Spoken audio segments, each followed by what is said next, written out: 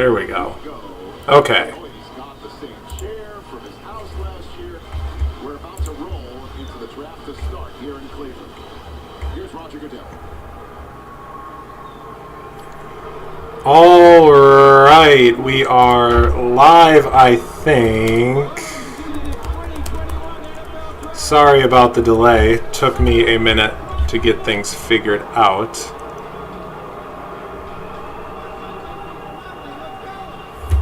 You want to pull it up on your phone? I want to make sure. Oh, she can hear it? Okay, cool. All right, let's pull this up. So up here we've got my mock draft. Bear with me, everybody. I've never done this before, so I'm still figuring all this out.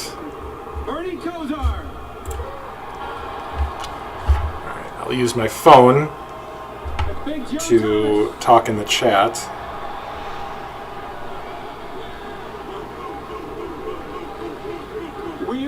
There's a little bit of delay for me to you guys, so if I'm like 10 seconds behind what you're seeing on TV, that's why. Yay, thank you, Hannah. I'm glad this finally worked. I was kind of panicking there for a second.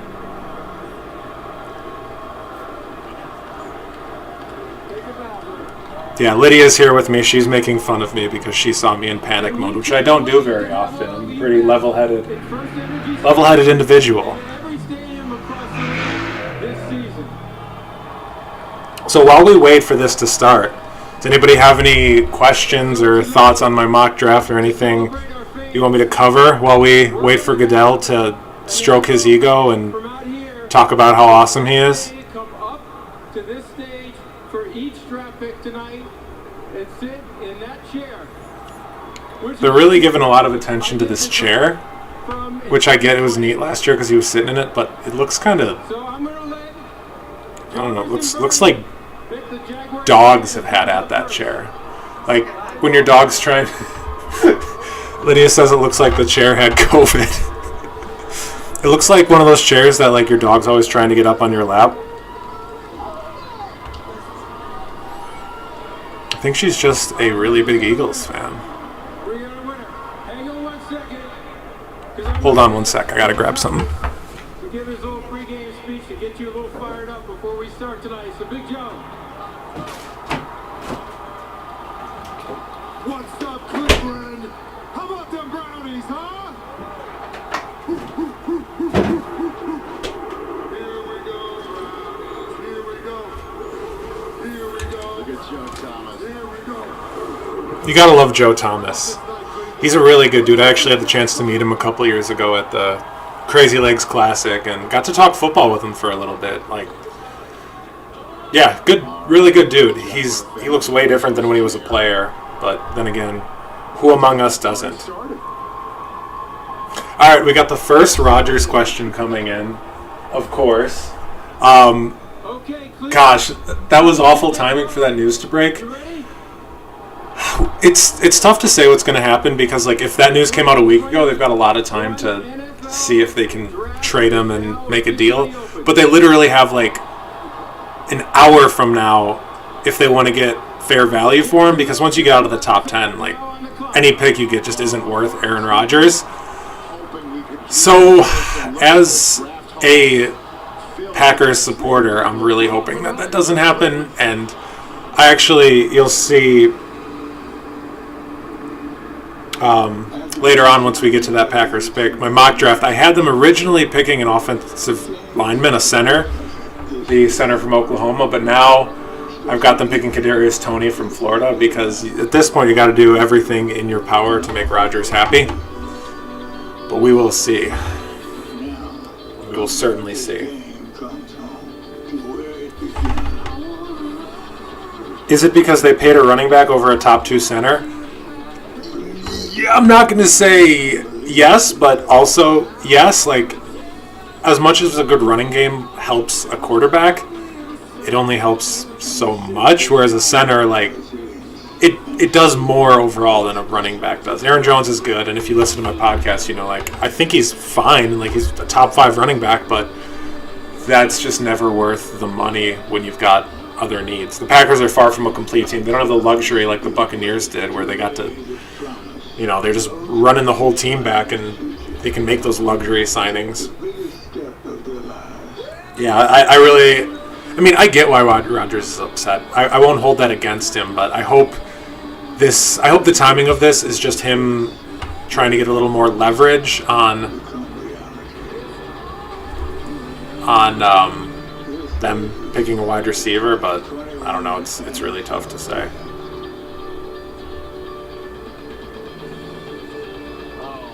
No, Frank Ragnow is not the number one center, Hannah. I'm sorry to break that to you, but he's just not. Browns fans are here, as are host fans. Everybody inside this draft hall, double vaxxed, ready to roll in person. For the 2000 I realize that on the slides that are up right now, Jacksonville Jaguars are that's Urban Meyer, their my picks somehow didn't make it on the screenshots, so I'll cycle through here for everybody watching so they can see. So I got Trevor Lawrence going 1, Zach Wilson going 2, Justin Fields 3, Kyle Pitts 4, Jamar Chase to the Bengals, Devontae Smith to the Dolphins, Jalen Waddle to the Lions, Penei Sewell, sorry, I always get that one wrong, to the Panthers, Trey Lance to the Broncos, even though he just traded for Teddy yesterday, J.C. Horn to the Cowboys, Jalen Phillips to the Giants, Patrick Surtain the second to the Eagles, Rashawn Slater to the Chargers, Elijah Vera Tucker to the Vikings, Matt Jones to the Patriots. Even though I don't like this pick, I think the Patriots will trade up, but trying to predict trades in a mock draft is nigh impossible, so didn't even want to touch that. Greg Newsome to the Cardinals, Tevin Jenkins to the Raiders, Zaven Collins to the Finns, Trayvon Moehrig to the football team, Bears getting Christian Darrisaw, Elijah Moore to the Colts, Caleb Farley to the Titans, Kwity Paye to the Jets, Walker Little to the Steelers, Christian Barmore to the Jags, Jeremiah Owusu-Koramoah to the Browns, Rashad Bateman to the Ravens, Asante Samuel Jr. to the Saints, Kadarius Toney to the Packers, Landon Dickerson to the Bills, Gregory Rousseau to the Ravens, and last but not least, Azeez Ojulari to the Bucks. So we'll see how all this shakes out. As we go through the picks, I'll have each of these slides up and update them. But yeah, should be a good time. At this point, I'll put this up.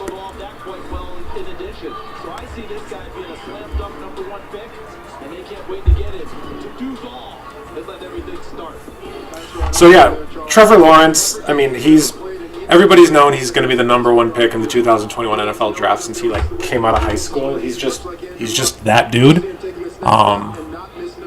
Yeah, it's a pretty easy decision. He's got everything you want: size, athleticism, arm, great off the field.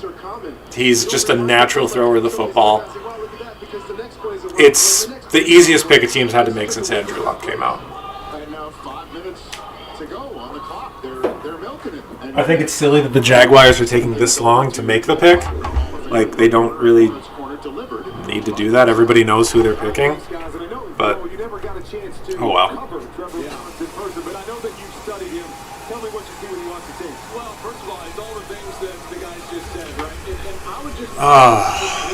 Let's see. I mean, yeah, this is dumb and a little too indulgent, but I guess, I don't know. My theory is that when teams know who they're going to pick, they're told to wait a little bit to get that sweet, sweet sponsorship money, which, we all love very much. Sponsorships are everything, and I wouldn't be able to be doing this without sponsorships because of the Badgers. Lydia, are you okay with the oven over there? Don't use the bottom right burner. You can, that's the Second from the left. Questions on who is Shh. number one. DJ talked You can- about it. what? Second best grade since Andrew Luck. It's He's front- the most complete. He's got the biggest resume. He can do so many different things. He can play with his mind. He can play with his feet. He can play with that special arm. He's got the ability to make Sorry for the dead air. I'm trying to help Lydia figure out how to use my oven. Do you need help? I guess I can do an XO. Well, you seem confused. We're going to do an XO for you guys, and I'll show you what I like. Is that we talk about processing, being able to read something, balls out of his hands. Man. Okay, this is getting a little ridiculous. Could you imagine if they didn't pick Lawrence though? Like, if they just did something completely unexpected and picked Wilson and or like Mac Jones or something? Sports world would explode collectively at the same time. Okay, we got 11 people tuning in, so that's more than I thought I'd have at this point. I appreciate all you being here. This actually means a lot. I've never done anything like this. I want to do more stuff like this. As some of you probably know, I launched my podcast this week. I don't know. This is the kind of stuff I've been passionate about for a while, and I think maybe one day I'll be able to do it for a living, but for now I'm just doing it for entertainment for myself and everybody else. All right, 2 minutes and 30 seconds left for the Jaguars. Again, this is getting a little excessive. Jacksonville Jaguars, don't forget, they were 1-0 in the 2020 season. They won. Thanks. Yeah, Rich Eisen reminding us that the Jaguars won their first game, and it took until like week 15 or 16 for them to get the number one pick. It was the tank for Trevor sweepstakes between them and the Jets, and all the Jets had to do was just lose the rest of their games. But nope. But honestly, Zach Wilson, his ceiling's a little higher than Trevor Lawrence's, I think. That said, Trevor Lawrence's floor is way higher because Zach Wilson, I could definitely see a scenario where he busts, but I don't really see a scenario where Trevor Lawrence busts. I think his floor is making the Pro Bowl a few times and being a top 15, top 10 quarterback. He's a tough pick to screw up, in all honesty.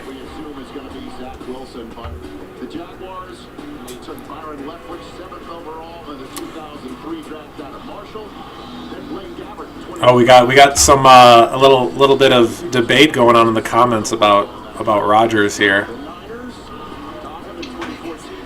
The pick is in. I've just been alerted by the football fanatic next to me.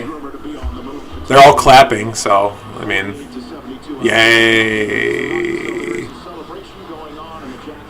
I hope to one day be in a war room like that, whether it's working as a team executive or in the media or something. That'd just be such a cool environment, especially if you're like in the middle of the first round or in the end of the first round and you truly have no idea what's going on. You're trying to trade up or trying to trade down and things are happening really fast. The movie Draft Day did a pretty good job of showing it, a little Hollywooded up, because like, I don't know, it was a little much, but it's still a pretty fun movie. Give it a watch if you're into that sort of thing.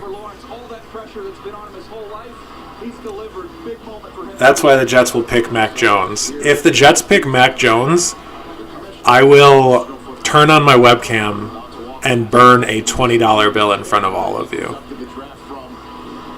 Because that's how sure I am that that's not going to happen. Is she getting kicked out of the chair, or she get to announce the pick? I didn't catch when they were talking about the chair. She's getting kicked out. Okay, here we go. In the 2021 NFL Draft, the Jacksonville Jaguars select Trevor Lawrence. Wow! What a shock! The pick that nobody saw coming. Oh, that's him? Yeah, that's him. Suit?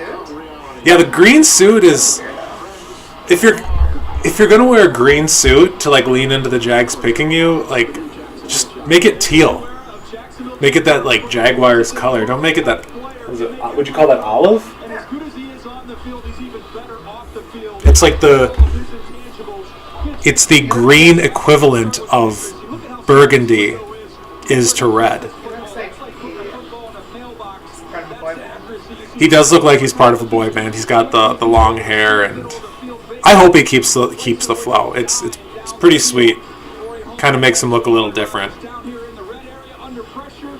Got a little bit of a whip block by your right tackle. Hang in there and deliver a strike as a freshman in the national championship game. Can you get away from pressure? I like Zach. Looks great, but are you asking why Zach Wilson over Justin Fields for ceiling? Against the North Carolina Tar Heels, and then this was the big one. This changed the game. Watch the side. Olive is in right now, very fashionable. Logan, next time I see you, I hope that you're wearing an olive suit.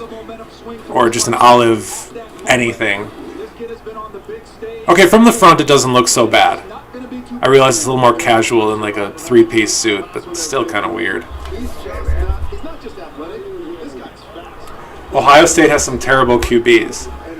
Okay, so I think that holding a player's school against them is a little bit unfair. Like, I don't know, it's not his fault that everybody at his position before him was bad. It's a different offense than anybody not named Dwayne Haskins was in. And Dwayne Haskins' problems had nothing to do with his football ability. It was all between the ears with him. I mean, you can't go to a strip club in the middle of a pandemic during the football season and expect there to not be consequences. I'm sorry. But in how they go about their business, what they are on the field. You talk about that. Logan said he's heading to Men's Warehouse immediately. Talk with someone from his camp, Lawrence's camp. They did mention Joe Montana. See, the thing that separates me from these commentators is they've got somebody giving them notes and they've got a teleprompter and stuff. I'm just winging it based on the comments, based on what I see in front of me. Oh, the Jets are 10 minutes into the clock, so we're almost to that one. The draft truly doesn't start until 3. It's going to be really boring until then. Gosh. No, okay, here's some throwbacks. Quentin Coples, D. Milliner, Sheldon Richardson, and Calvin Pryor. Leonard Williams, Darren Lee, Jamal Adams, Sam Darnold. Only one of those guys is... Darren Lee's all right, but only Jamal Adams really worked out for them, and he gone, so... And then the New York Jets traded away Sam Darnold to make the Man. trade that you could see on their draft. Okay, well, they're shaking hands and fist bumping, so... That blonde intern-looking guy on the left is probably on the phone with Zachary Q. Wilson. I don't think his middle name is actually Q, but it's got a nice ring to it, right? Zachary Q? Because, like, Zach Q has that Qu noise. Perfect marriage between scheme and player with Zach Wilson. Going to come in. He's going to have some protection there on the left side. My mom just reminded me to change the screen. So, I do have to do one thing. I'm going to be keeping track in the top of the screen how many picks I've gotten right so far. So right now, I am 1 for 1.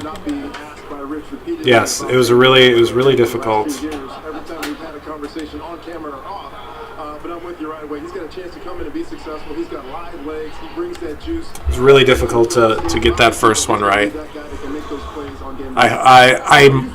Since I couldn't do trades in my mock draft, I'm hoping if I can get like 10 or 12 picks right, I'll call that a win in my book. I'm skeptical that I'll get to that amount, but I don't know. And they get proved in that offseason. They get healthy. They ascended to the top role. That's Joe Burrow. But, so talking a little more on the Jets, I think if Zach Wilson is even a little good his rookie year, the Jets could be a dark horse playoff team because they got a lot better at receiver signing Corey Davis. They've got Denzel Mims and Jamison Crowder. Mekhi Becton is their left tackle, and that O-line is pretty solid.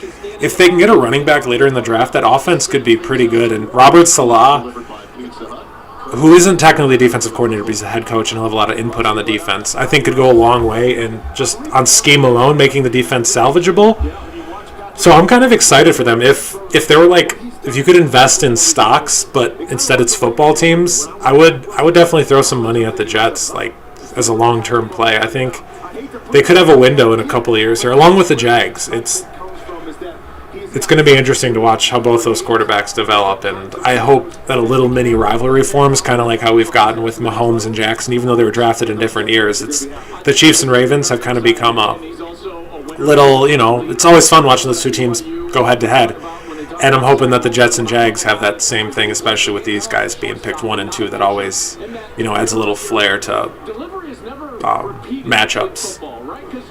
pocket always closes in. You got to move. You got to do different things. You got to change angles. So he plays more like a shortstop, and he still maintains his velocity and his accuracy, regardless of what's going on. Okay, so That's what I love about him. I think once the Jets pick was in, that means that the clock started on the 49ers, that's when things start to get interesting, like I mentioned. I think, gosh, everyone's saying Mac Jones, but I really hope that's not the case. Mac Jones is just such a low ceiling. But Justin Fields and Trey Lance both have a high ceiling. I like Justin Fields, but I don't make these choices. So many teams, I was talking with my friend and teammate Ryan Roberts, that these teams, they spend so much money on scouts and personnel guys to spend the better part of a year working 6-hour weeks watching film, going to college games, visiting prospects, having meetings, just for the GM to overthink the decision. And it's really frustrating because you should just trust these people to do their job. While you were coaching or running the team, they were watching film and just getting the X's and O's stuff down, and you just got to trust your board, which not enough teams do. And I'm really hoping that none of these top teams here overthought it. I think we'll see some trades by the teams that are doing the right thing. But all right, let's let Goodell do his thing. With the second pick in the 2021 NFL Draft, the New York Jets select Zach Wilson. Okay. Quarterback, BYU. Yes, I am now 2 for 2. So you can, as White Sox, I think fans say, put it on the board. Yes. New York Jets take flight cap on his lid.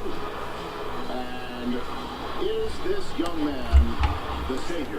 Like I said, I really, really like Zach Wilson. I remember, he's a little on the small side for a quarterback, but if Russell Wilson and Kyler Murray can do it, they're both less than 6 feet. He's very athletic. Yeah, he's very Patrick Mahomes-esque. He can throw off platform. He loves going off script. The one knock on him, sometimes it seems like he likes going off script a little too much, which is something you don't want because that doesn't work in the NFL. There's a lot of plays you just got to stay in the pocket and make a throw, but that's easily coachable and something you can change easily. Well, I'm trying to get the comments pulled back up here. There we go. Sorry, Hannah. I don't think Kyle Pitts is going to go to San Francisco here. But wouldn't that be wild? Kittle. Oh, gosh. Kittle and Pitts. That would be even better than the Aaron Hernandez and Rob Gronkowski duo that the Patriots had in the early 2010s. And that ended badly, with murder charges, but hopefully this will go better. So Zach Wilson, I'm sure whether you're watching on NFL Network or ESPN, they're showing some highlights of him. I remember, everybody loves some Mountain West and Pac-12 After Dark, just it being 10 o'clock on a Saturday night, and some, football guy would tweet Zach Wilson just throwing a bomb 70 yards on the run.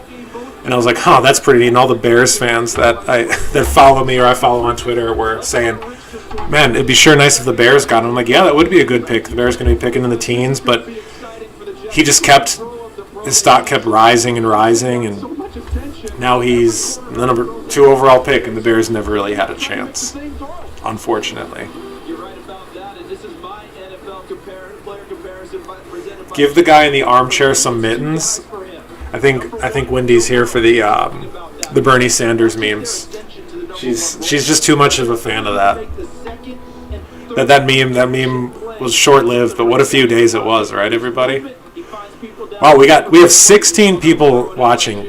That means a ton to me, guys, and yeah, thank you for being here, and please leave a comment if there's anything I can do better, or if you want to hear anything. I'm here for you guys. This is to entertain you, and yeah, I'm having a lot of fun so far. We're 2 picks in, and yeah, it's a good time, right, Lydia? Lydia, do you have any thoughts you'd like to share with the people listening about Yeah, but would you like to talk to her? Okay, she doesn't want to talk. Well, let me know if that changes. It's not football related. Okay. Well, is it draft related? Okay. It's about reality She will be TV. interviewing prospects for us as the What reality TV? 19 Kids and 4 Oh, minutes okay. What about 19 Kids and Counting? Josh Duggar. Josh Oldest Duggar, son. if those you know, if anybody knows that, is the oldest son, Was arrested. was arrested on Again. what charges? We don't know. We don't know what charges. All right. I love a good socially distanced interview. This is your first opportunity to send a message to the fans. What do you want to say? Which network is my preference to watch for the draft? I have a lot of feelings on this one. Thank you, Iggy, for asking. So, I strongly prefer watching on NFL Network. My mom can vouch to this. Kathy, leave a comment if you're still listening. NFL Network was like constantly on in my house, basically from the time I was 12 years old till I graduated high school and moved out. Like, Rich Eisen, Mike Mayock, who's now the GM of the Raiders, Steve Mariucci, Deion Sanders, Michael Irvin, Maurice Jones-Drew, Kurt Warner. Those guys, like, those are kind of some of my football role models. I feel like I wouldn't be doing this stream right now if it wasn't for the influence that guys like Rich Eisen had on me, because it planted a seed way before I even realized it was a seed that, like, I really like talking about football and I like hearing other people talk about football. During quarantine in the last year, like, more time, if I'm not, actively doing my job or working on something, I'm probably listening to a football podcast because I'm a football guy. And I just like filling my head with that and hearing what people have to say and just learning more, because as high of a level that I got to play football at, the people that you see talking on TV they've forgotten more about football than I even know, and it's fun for me. But ESPN, I don't know, their broadcast always just seems kind of stuffy, for lack of a better word. I don't know if it's Mel Kiper's weird hair or Todd McShay just being really full of himself. It just never really does it for me. And the little noise that plays every time there's a pick, the ba-da-da-da-da, da-da-dum, bum. It gets kind of annoying. Like, yeah, we know the commissioner's coming on, there's going to be a pick. The NFL Network, it's just more aesthetically pleasing, and the graphics are nicer. And ESPN, last year, they really got into some of the trauma that the players have had. Like, every time a guy got picked, it's like his father passed away when he was 12, or his sister beat cancer, or he was homeless for 3 years. And it was just, like, I didn't get tired of, it's important to acknowledge that adversity, but these kids are having what is definitely the best moment of their life, and if they're watching on TV, they don't want to be reminded of that. Just, I don't know, there's a mix. You can talk about that stuff, but there's a time and a place, and it just felt a little insensitive. The pick is made, we'll start learning about the process. Is the pick the person who they thought about acquiring the minute that they made the trade? I'm sure. Is it bad to spend more time in listening study the NFL than I do my actual job? Depends on your job, Hannah. Or Patrick, sorry. It kind of depends on your job, because if you can passively listen to stuff, with stuff on in the background, then that's fine. But also, if you're hourly, it's kind of nice because, or if you're salary, it's nice because then you get paid the same no matter how much you work and no matter how much you listen to NFL stuff. So I don't know. Kind of depends on the situation. For me, I'm hourly, but I can sort of multitask, so it's not the worst thing in the world. But as long as you get your work done, I think that's the most important thing to remember. Heck, Booger is the worst. Yeah, I don't really like Booger McFarland as an analyst. So he's a defensive lineman, and defensive linemen kind of make the worst analysts because, and this is not a knock against any defensive lineman saying that they don't know football. Okay, I'll get back to this in a minute. San Francisco is about to pick. I think it's probably going to be Mac Jones, but I'm hoping it's Justin Fields. Let's find out. With the third pick in the 2021 NFL Draft, the San Francisco 49ers select Trey Lance. Oh! Okay, that is Trey Lance is the next best case scenario here. Wow, I love this pick. Okay. Oh, I can gush on Trey Lance for the next 10 minutes, if you guys let me. Okay, so Trey Lance, quarterback out of North Dakota State. The reason I like him so much is because his arm is just insanely strong. And hold on, I'm updating the thing. His arm is crazy strong, and he's the best running quarterback in the draft. Justin Fields is a little faster, but Trey Lance is one heck of a runner. He will run people over. I don't know if any of you followed my football career at Northern Illinois, but he reminds me a lot of Jordan Lynch, just with a stronger arm. I think the reason the 49ers, they have the luxury of being able to pick a guy like him super high is because the Shanahan offense is really quarterback friendly. It's a lot of bootlegs, a lot of quick throws, and it's great for developing quarterbacks. Like Rodgers was in a Shanahan style offense and set career highs, and it maximizes quarterbacks who don't have the most physical ability. You think back to Matt Schwab in the late 2000s, early 2010s, who was just not very flashy, but made a lot of really nice, had a lot of really nice seasons. So I'm officially 2 for 3 now. Still batting above 500, which is what's important here. But I know there's a pick later on that I'm for sure going to be wrong about because I had Trey Lance going to the Broncos. So that's the tough thing about doing mock drafts. You get one pick wrong and it can snowball really quickly.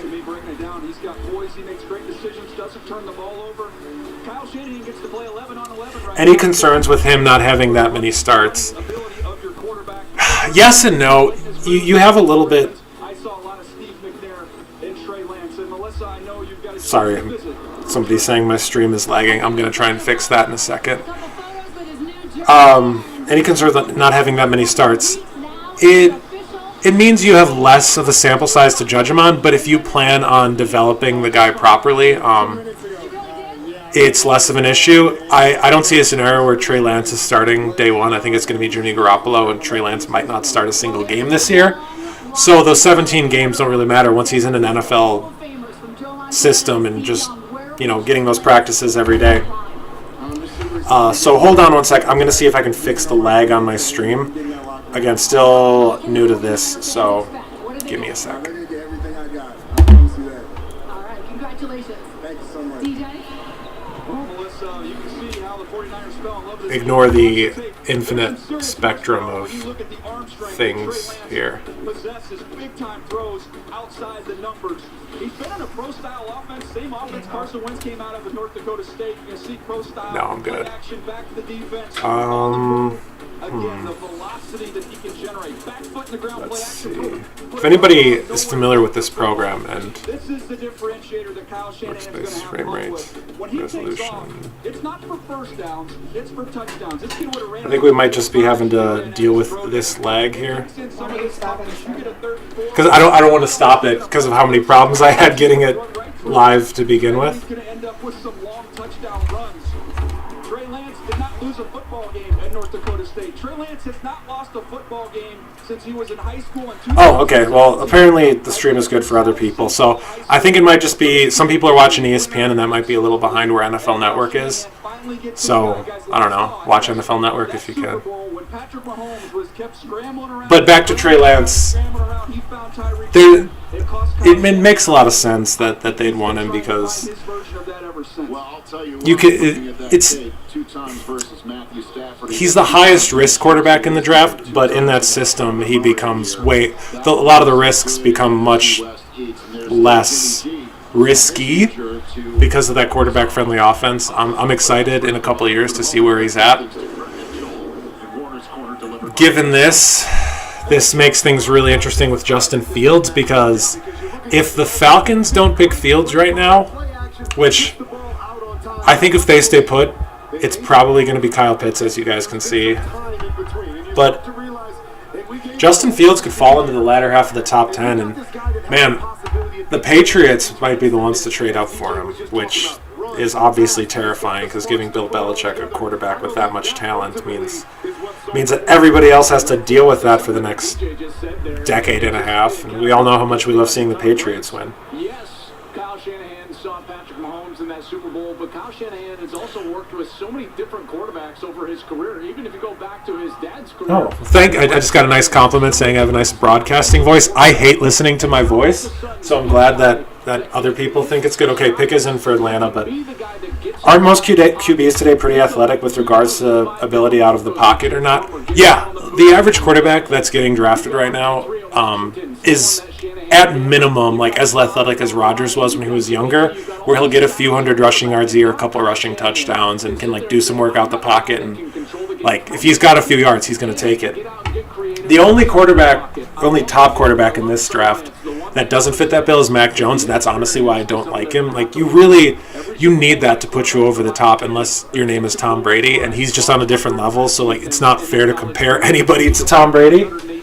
But yeah, Mac Jones just doesn't have that, but Trevor Lawrence, Zach Wilson, Trey Lance, and Justin Fields all have a good level of athleticism, and I could definitely see Trey Lance like having an 800-yard, 10-touchdown rushing season. Sorry, just taking a sip of some tea to keep my golden pipes loose. I think of Lance as a Lamar, but he can actually throw. Okay, Lamar's arm is fine. Is it the best? No, but it's good enough given his running ability. I don't think. And I think it'll get better as his career goes on, where as his legs aren't as quick, his arm will start to, make up for it. But Lamar coming out has a better arm than Trey Lance. Lance is a bit of a wild cannon attached to his shoulder, but we'll see. Okay, Falcons are about to pick Justin Fields or Kyle Pitts. With the 4th pick in the 2021 NFL Draft, the Atlanta Falcons select Kyle Pitts. Hey, another one. Yes. All right, to finally stop talking about quarterbacks for a second. It was kind of getting exhausting as much as I love these quarterbacks. Okay, so Kyle Pitts is easily the most athletic tight end prospect to come out since Vernon Davis did in 2006. They're showing a graphic on NFL Network that says his overall is 99, his athleticism is a 99. That's probably about right.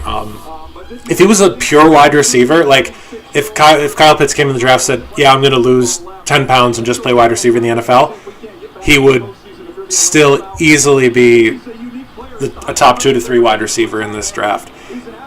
If they're showing highlights where you're watching, like he's 6'5" and 245. Like that's as big as I am right now. That's a big boy, and he's running a 4.4, and I think he had a close to, if not a 40-inch vertical. He's wild. He's wildly athletic. It's truly not fair, the type of things that he can get away with at that size. There's a scenario where he's like production levels of Calvin Johnson at tight end. He's a tight end. So for anybody that doesn't know what a tight end is like a wide receiver, meaning they catch passes, but they also do a little more blocking. Kyle Pitts' blocking ability is about as low as you'll find for a starting tight end, but he's big enough that he can just get in people's way. So, again, it's good enough. So yeah, okay. So I am currently 3 for 4, which is better than I thought I'd start out. So, yay me.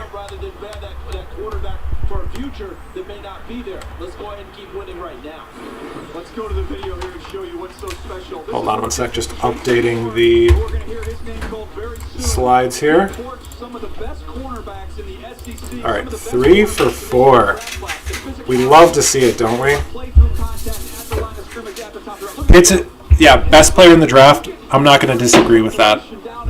I definitely wouldn't. Like, if you take away positional value and just say objectively, like, which guy is the best at their position, It's Kyle Pitts. On this low ball, an incredibly difficult catch, wheels around, makes it look easy. Everything. Trivia time. What network does Vernon Davis work for now? Can you elevate? Give him a catch radius? Absolutely. I'm not sure. I know I've seen him on TV at some point recently, He's just too big. He's too athletic. but I really don't know. This is a team now with the Atlanta Falcons. This offense is going to be outstanding. Well, the question is a lot of teams were calling. Okay, yeah. So Matt Ryan has some. He's going to have some weapons to throw to, and it looks like they're taking the Saints approach that they did with Drew Brees. We're like, we're going all in for a couple years at the end of his career, and the Falcons clearly want to try and make a run in these last couple years with Matt Ryan, and it sort of works itself out because if it flops, then you'll probably have a top 10 pick next year. You pick a quarterback, and if it works out, and Matt Ryan has a little bit of a late career resurgence, awesome. You're contending, and you deal with that. It could get they're gonna be bad after Matt Ryan's gone unless they lock into a late round quarterback. They're not built to have sustained success, and that's fine. If teams want to go all in to try and win a ring and suffer later on, I'm all for that. I'd rather a team go all in to be good for 2 years than kind of be mediocre for 2 decades like the Dolphins were for a while, or the Bengals have been, or the Bears have been. You got to take some risks, and I think that's one of the things that's stopped the Packers from being put over the top is they're so risk averse. In history, and when you hear that, It comes with biting kneecaps. Yeah, Lions coach is nuts. If the Bengals take a wide receiver, the Lions will take Sewell and have the best O-line in the NFL. I don't know if the Lions take Sewell. Their wide receiver depth chart is bad. Like Quintez Cephas out of Wisconsin is arguably their number one, and that's just not a good situation when you have a quarterback like Goff who kind of needs a little help. colors pretty quickly. Yeah, the Lions are going to be interesting once we get to that point. But the Bengals, sorry, I kind of didn't give them enough love here. There's been a lot of back and forth on if they should go with Penei Sewell or Jamar Chase. I like Jamar Chase here because a star wide receiver moves the needle for them more than a good left tackle does. So they say if they draft Sewell, then they have to bump their current left tackle, Jonah Williams, who they drafted in the first round a couple years back, to left guard, which is fine. He'd probably be all right there. But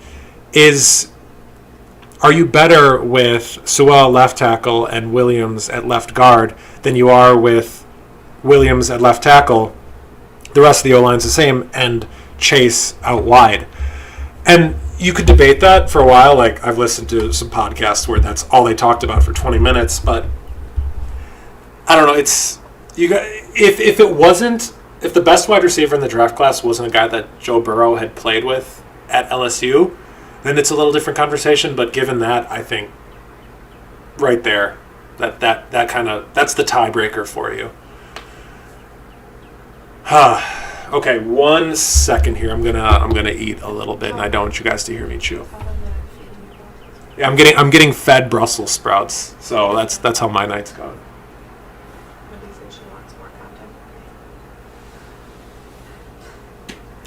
Good.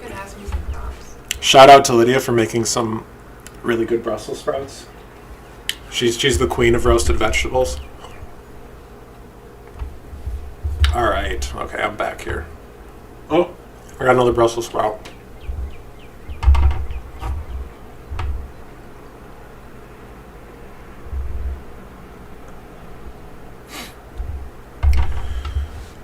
Oh, okay. I feel like this is the first commercial break. Maybe I feel that way because I've been talking the whole time, but It is the first. there hasn't been that many? Okay. Was Well, shout out to NFL Network for giving us a nearly commercial-free experience so far.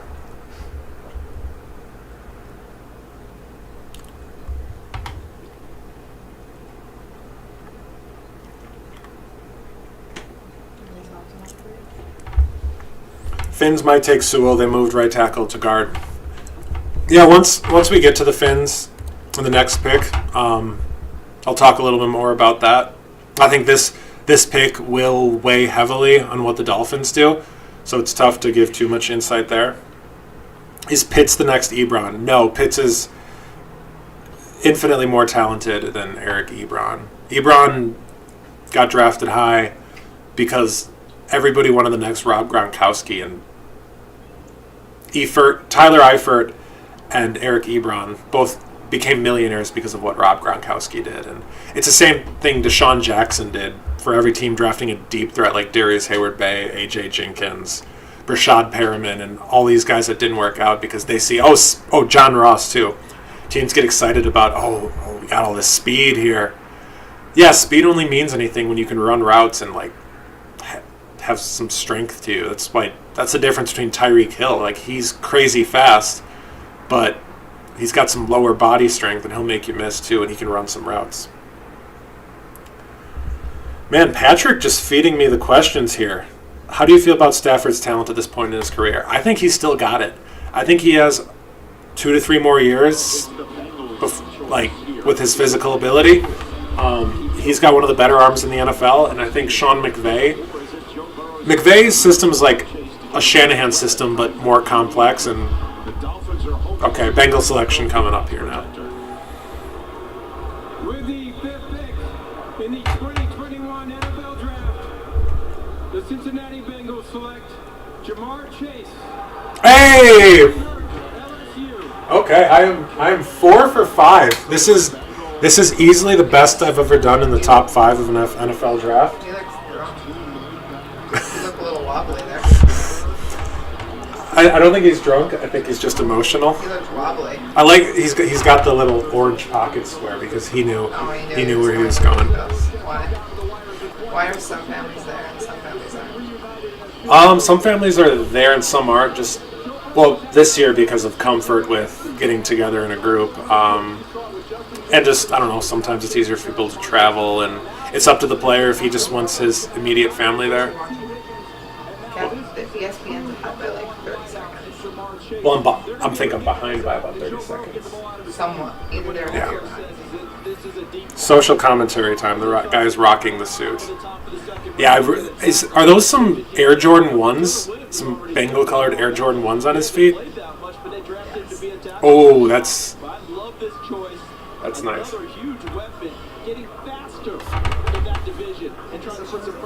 Wide receiver. So the reason I really like this pick to the Bengals, like I mentioned before, is Joe Burrow and him played together in college, and Joe Burrow had the best season ever for a college quarterback. So, why not try and capture that a little bit? I think if things go your way, these guys will be playing together for the next 10 years, and the Bengals with T. Higgins, Jamar Chase, and Tyler Boyd, Joe Burrow's going to be just fine. And the Bengals, I guarantee go O-line in round 2. So I think they'll be just fine up front. Drafting an O-lineman would be a bit reactionary because of Joe Burrow's injury. And you should never make emotional and reactionary decisions in the NFL, because that's how you end up behind. Okay, 4 for 5. Yeah, if the Dolphins make a third trade, because they started off at number 3 from the Texans, then they went back to number 12 after trading with the 49ers, and then they went from 12 to 6 with the Eagles. So they've made a lot of moves because they realized that whoever they want, whether it's Devontae Smith, Jalen Waddle, or Penei Sewell, they knew that the top 3 picks would be quarterbacks. It would probably be, and whoever, they're guaranteed at least one of the blue chip guys, because out of Devontae Smith, Jamar Chase, Kyle Pitts, only 2 of those guys could go ahead of them, assuming the top 3 are quarterbacks. So they put themselves in a really good position and got an extra first-round pick out of it. It's one of the best wheels and deals I've seen since I've been paying attention to this stuff. I'm a big fan. Does it get any better than this? I don't think it can, but I'm just happy to be in this moment right now, enjoying this with my family, so I'm ready to go put on the show. Let's do it. Put on the show while your former teammate... They're reunited because they played together in college. No kidding. Yeah, were you not listening, Lydia? I mentioned that twice. People responded to me. Do you? Yes. Who's texting you? A lot of people. About this? Yeah. Really? Yeah. Oh, that makes me feel so special. Oh, I was being sarcastic. LSU Tiger wide receiver. I was Ouch. posting about it on Instagram, and then I went to see Cafe. As you can see, beats Odell. Okay, so highest drafted. Yeah, he's. I mean, you could say Kyle Pitts is the highest drafted wide receiver if you want to, you know, get all technical with it. But yeah. Joe Burrow throwing today. Did you see my mom's Out comment? on Instagram just in No, I didn't. Jabbar, you got it going on. Okay, so yeah, Wendy is a big fan of Jamar apparently. So okay, so Dolphins. with their pick. Do they You go wide receiver here. It's the same logic. You get a guy that Tua played with in college. for Tua or You get a player. So Tua doesn't have the best deep arm, but he's really accurate. You want to get a guy that can work underneath, break tackles, and take a 6-yard slant for a 70-yard touchdown. I think Devontae Smith is the best guy for that. Even though everybody says, "Oh, he's only 160 pounds, like he can't hold up in the NFL." He was going against almost every corner he played against in the SEC is going to be is going to be an eventual NFL guy. So he can run routes against NFL talent just fine. It doesn't matter he's 160 pounds if you can't touch him. we all know that I think worst case scenario, Devontae Smith, he's going 12, I think, or no, 11 to the Giants or 12 to the Eagles. But I think we see another college wide receiver quarterback pairing get back together here. into a lot more. That's what Chris Greer has done with that. Okay, so the Laramie Tunsil trade, NFL Network was just showing it, how the Dolphins turned him into 3 first-round picks after trading him to the Texans for a first-round pick. And the only reason that Laramie Tunsil fell that far is because 5 minutes before the 2014 NFL draft, a video came out of him smoking weed from a gas mask, and he fell in the draft. And that it's crazy how that happening is still sending ripples like 7 years later. That's one of the neat things about, you know, keeping track of the NFL and looking in hindsight, is there's so many crazy things that just had domino effects that are felt decades later. And it's fun to talk about that sort of stuff. Maybe I'll do like a podcast about like top 10 times the NFL totally shifted in direction or something like that. We haven't seen a defensive player yet. It's been offense for the first 5. Here's the commissioner with the Dolphins pick. With the 6th pick in the 2021 NFL Draft, the Miami Dolphins select Jalen Waddle. Okay, so Jalen Waddle is the other Alabama wide receiver. So I technically wasn't wrong in saying that he's reuniting with a college quarterback with a college wide receiver. There are 2 people that kind of Yeah. So Alabama, as of in the 2019 season, this is insane, had 4 first-round picks at wide receiver. Jalen Waddle, Devontae Smith, Henry Ruggs, and Jerry Jeudy. So that's insane that they just had those 4 guys running out there. I remember seeing a video where they were like playing rock, paper, scissors to see who got to be the number 1 wide receiver on a play. That's just how good they are. Like, all of them are number 1 receivers. All of them can beat you with speed. All of them can beat you with routes. So he's another one of those guys. You throw a 6-yard slant, he goes 70 yards. I personally think Devontae Smith is going to be the better NFL player, but I don't work for a team yet. So we'll see how this goes out. So my next pick, I have the Lions selecting Jalen Waddle. I'm going to say that they picked Devontae Smith. So still could be close to right, just a little bit off. Jalen Waddle getting the hug from Commissioner Roger Goodell. Devontae Smith, as we know, the Heisman Trophy winner, is still available. The Detroit Lions have just made their selection. The Carolina Panthers are now on the clock. Well, you saw it on the graphic there, right? The reference Spaceballs. This kid's got ludicrous speed. It's a different level. You can throw him these quick little bubbles. Okay, sorry, I was taking another sip of water. I'm good. I'm no more Brussels sprouts. At Texas A&M. How about double coverage? Those are yours. He was the one with all the production early this season. Okay, so up next we've got the Lions, and I was talking with some of my teammates from Detroit How about double coverage? about about what the Lions are going to do, and one of them said that they're going to be sick if the Lions don't take a skill position guy. I'm with them on that, but I definitely see a scenario where they go offensive line. The Lions just, they really can't catch a break. Every time they're good, something goes wrong, whether it's Stafford getting injured or their defense just coming up short or just an unlucky penalty against them.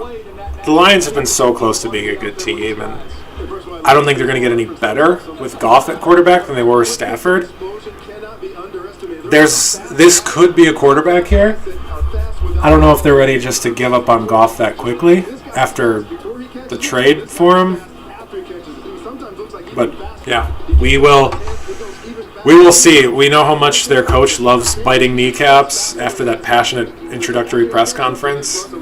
So hopefully they can get a guy that's gonna be nipping at some caps here. Finn's line looking very sus though. Yeah. Well, the Dolphins have another first-round pick later in the draft. I think I have the Dolphins picking a linebacker later in the draft. They might go offensive line there depending on who gets picked. I could see that happening. Or they might just be okay with their O-line because the O-line class is pretty deep. They can get some pretty talented guys in the second round. I'm curious to see because I predict there's going to be a run on offensive tackles in the teens. Well, there's a lot of teams in the teens that really need offensive line help, and those teams don't necessarily need a quarterback or any skill positions. Lions need best player available. Yeah, that's probably true. If you want to say best player available, that's probably Justin Fields. So if that's who you want and you're a Lions fan, good on you. But if you're not going quarterback, it's probably Devontae Smith or Penei Sewell. Telling everybody in NFL media that they really mean business. They could choose a quarterback anyway. Sorry, just taking a breath. I've been talking nonstop for the last hour. On the board as taking a look at what? the green room presented by Lowe's. Lydia says that's what it's like dating her. I should know what that feels like. Well, yeah, I learned from the best. Do you want to turn that light on? Turn it on. Like the main kitchen light over by the toaster. It's getting kind of gloomy and dreary in here. Rich, we just saw the embrace backstage of the two Alabama wide receivers, you and Devontae. He was the Heisman Trophy winner, yet you're the first receiver. Next year's QB class looks soft, so maybe Lions should take one now. People say that every year, that the next quarterback class is bad, so teams should take one now. The last time there was like a bad quarterback class was probably 2014. Where like Blake Bortles, Geno Smith went pretty high. That's probably the last time there was like a bad quarterback class. Besides that, there's always been enough guys every year that if you think you're going to be picking in the top 10 or you have a way of getting to the top 10, there's a franchise quarterback there, or at least on paper there will be. It does happen where the media kind of elevates, gosh, with the way the Lions are celebrating. Yes, I forget her name. Yes, women are allowed to talk about football. I think she's a Ford. That's the Fords own the Lions from like the Fords. Yeah, Ford, big Ford. Yeah, built Ford tough. Yeah, this stream is not brought to you by Ford Motors. Oh, it is? Okay, Lydia is saying this stream is brought to you by Ford Motors because she is trying to buy one. I think she's trying to get a discount if I do a little promotion for them. So if any of you have any connections at Ford, tell them that I gave them a shout out and to give Lydia a small discount. Oh. Okay, so wow, they flashed to Goodell pretty late here. Penei Sewell. So I am now going to be 4 for 7. And Penei Sewell is going to be a Lion, and Jared Goff is going to have some protection, but he probably won't have anybody to throw to. Side note, I really enjoy. There with the Rams, so Jared No, That's yeah. what I enjoy. I wonder if Sewell's getting paid to have that Pizza Hut box on his table. I guarantee that they told him if you order pizza, make sure it's Pizza Hut, because Pizza Hut is the official pizza sponsor of the NFL after Papa John's had their issues. We'll leave it at that. Yes, as The $10 dinner box. It's We- the lifeblood that fuels a great champion. They say that. the $10 pizza Dinner box $10 pizza dinner box is the lifeblood that fuels the dreams of champions. Pizza Hut's my favorite chain pizza, but I bet they say that. So where was I going? Oh yeah, Penei Sewell. I always like it when Hawaiian or Polynesian players get drafted and they have the lei. It's just a really cool like cultural thing because like I remember when Marcus Mariota got drafted, he was at the draft. He had a lei on him when he was up on the stage with the commissioner, and it's really neat to make their culture a part of that special moment.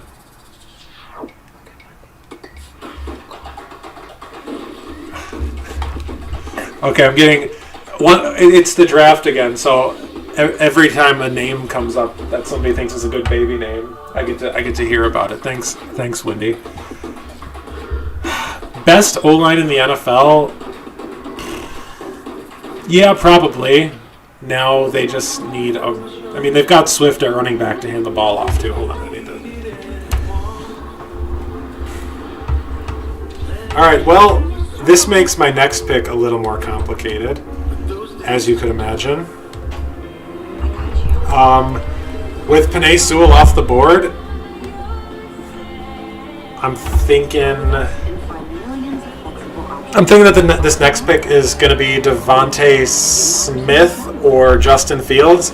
The Panthers might have been in a situation where they didn't think Fields would fall this far, and I know they just traded for Sam Darnold, who you want to give a solid chance to, but when a quarterback as talented as Justin Fields falls right into your lap, man, that's tough to pass out because Justin Fields is objectively a better prospect than Sam Darnold. He's faster, he can throw it further, he's better at processing the game. And I know they just gave up something for Darnold, but NFL teams can't give into sunk cost fallacy. It's dangerous to, not do something because you just spent money on something. But if I had to give a true prediction, it's probably Devontae Smith. I had a good run there. I was 4 for 5. And then I got a few wrong in a row. All right, let's be honest. Sewell is a Pizza Hut sponsor. Yeah, is Pizza Hut big in Detroit? He might have to get that Little Caesars sponsorship deal because Little Caesars is based out of Detroit. And they still support. Still got 9 people tuning in here. Thank you to everyone that's been here the whole time. Again, I don't expect everybody to stick around for the whole first round. I'm just happy if people are tuning in, coming and going. It's 10 people on this stream, and next time maybe it's 20. But yeah, I just appreciate everybody that's a part of this. It means a lot. All right, pick is in for the Panthers, so it's going to be 5 minutes before Goodell's up on the podium.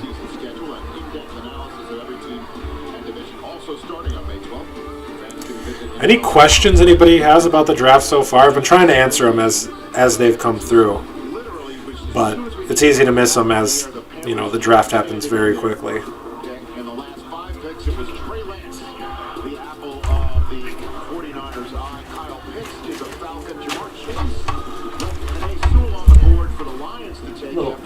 So, sorry, I got my second shot of the Moderna vaccine this afternoon, and my arm's hurting a little bit. I feel way better than I did after my first shot, where my whole right arm was in a lot of pain.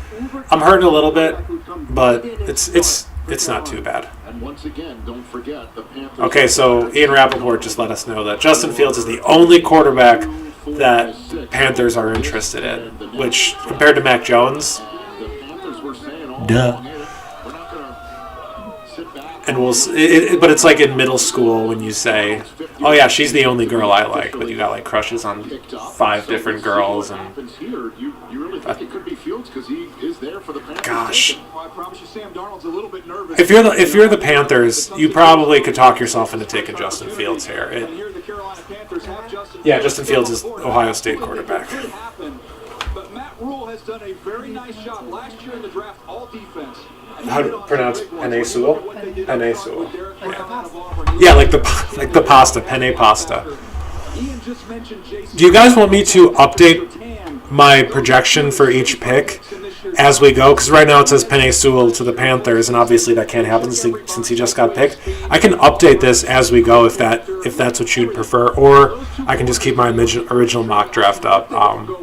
Just let me know what you think. I would just send these proceedings into a totally different direction. Well, yeah, I have been saying it. Broncos are on the clock now. 7 All right. minutes and 30. I hope they help Sam. Yeah, I want Sam Darnold to get a fair shot before a team moves on. The Jets were just such an awful situation all around for him, and he didn't get a fair shake. But let's find out.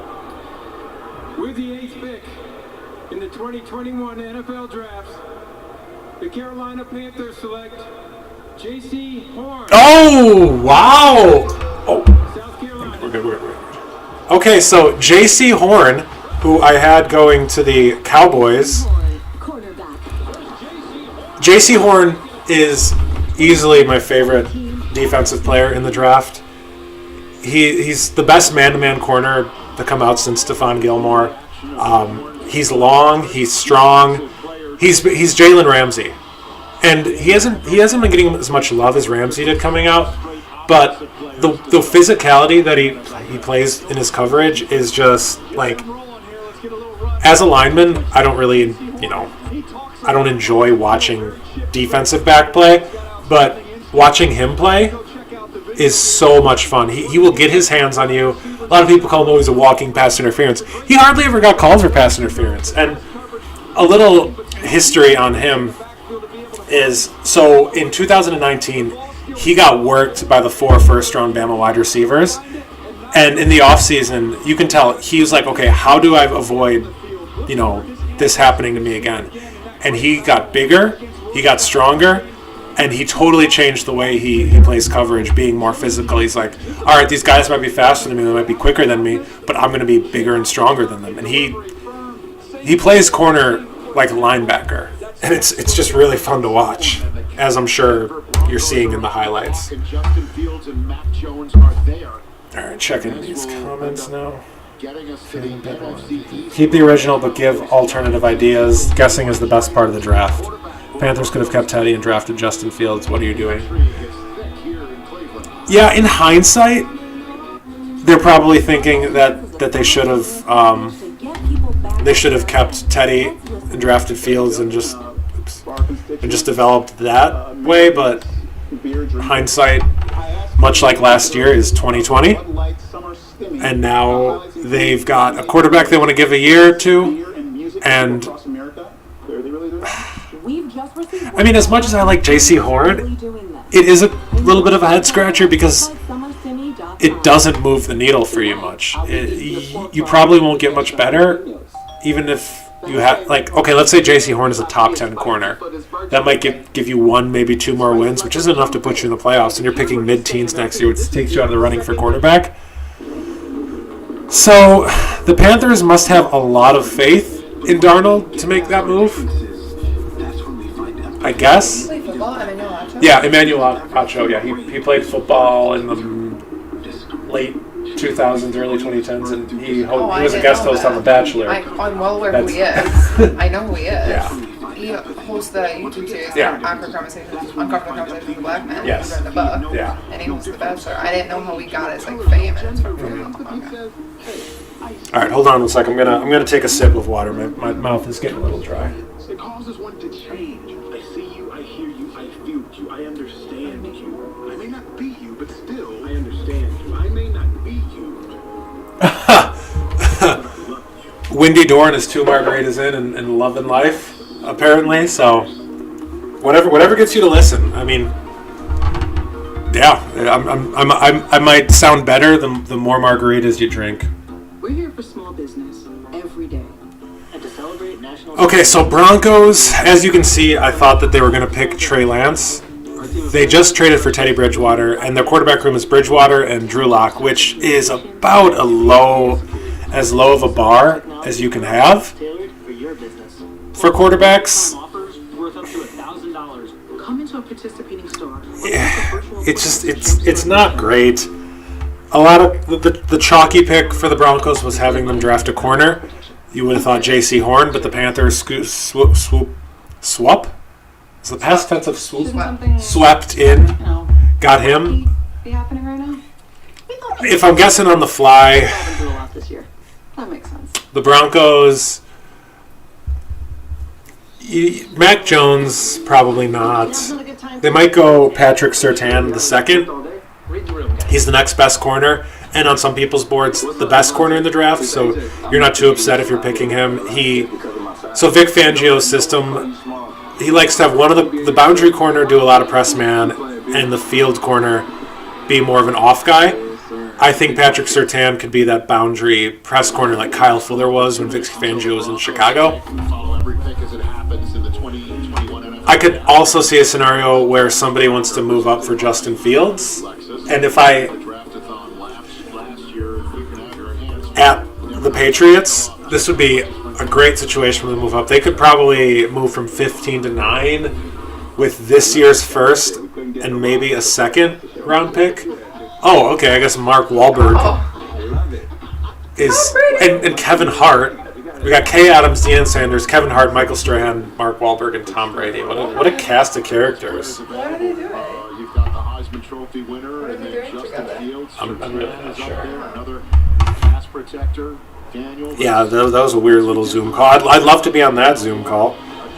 My dad, who played tight end for University of Milwaukee back when they had a football team, and then played semi-pro for over a decade, wants to know who I think the best tight end in the draft is and why. It's Kyle Pitts, and it's not even close. I don't think there's going to be even another first-round pick at tight end. I talked about him a little bit before. So, yeah, it's him, and it's like Kyle Pitts, and then a huge gap in everybody else.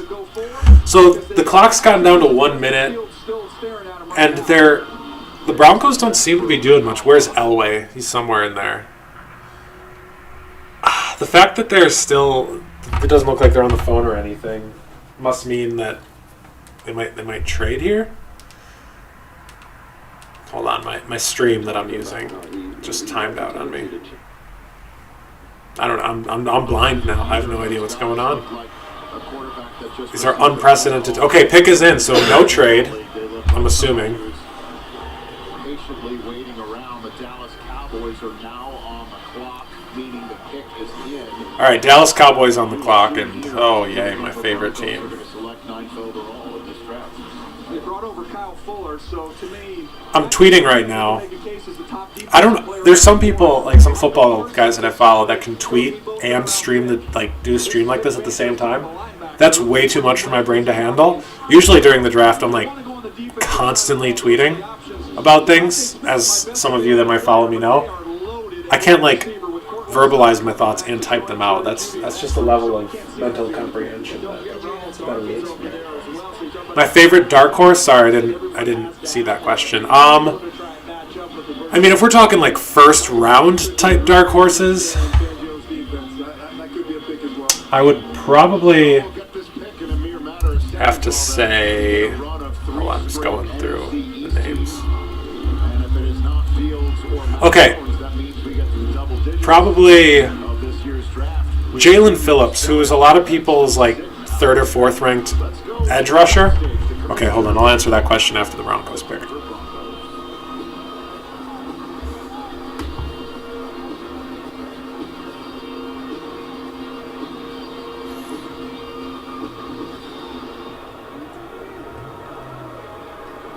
With the 9th pick in the 2021 NFL Draft, the Denver Broncos select Pat Surtain, Jr. Oh, hey, okay, I got this one right on my like second guess. That doesn't count.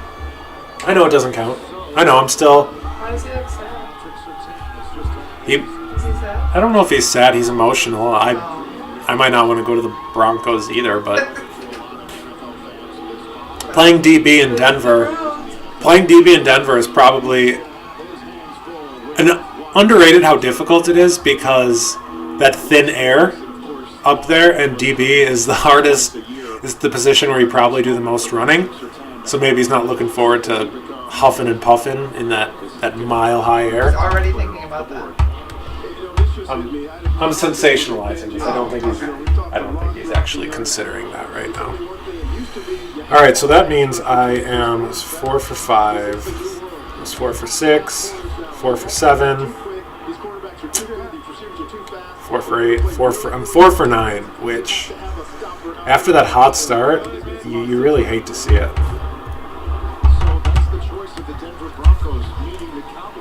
I think once. Hold on.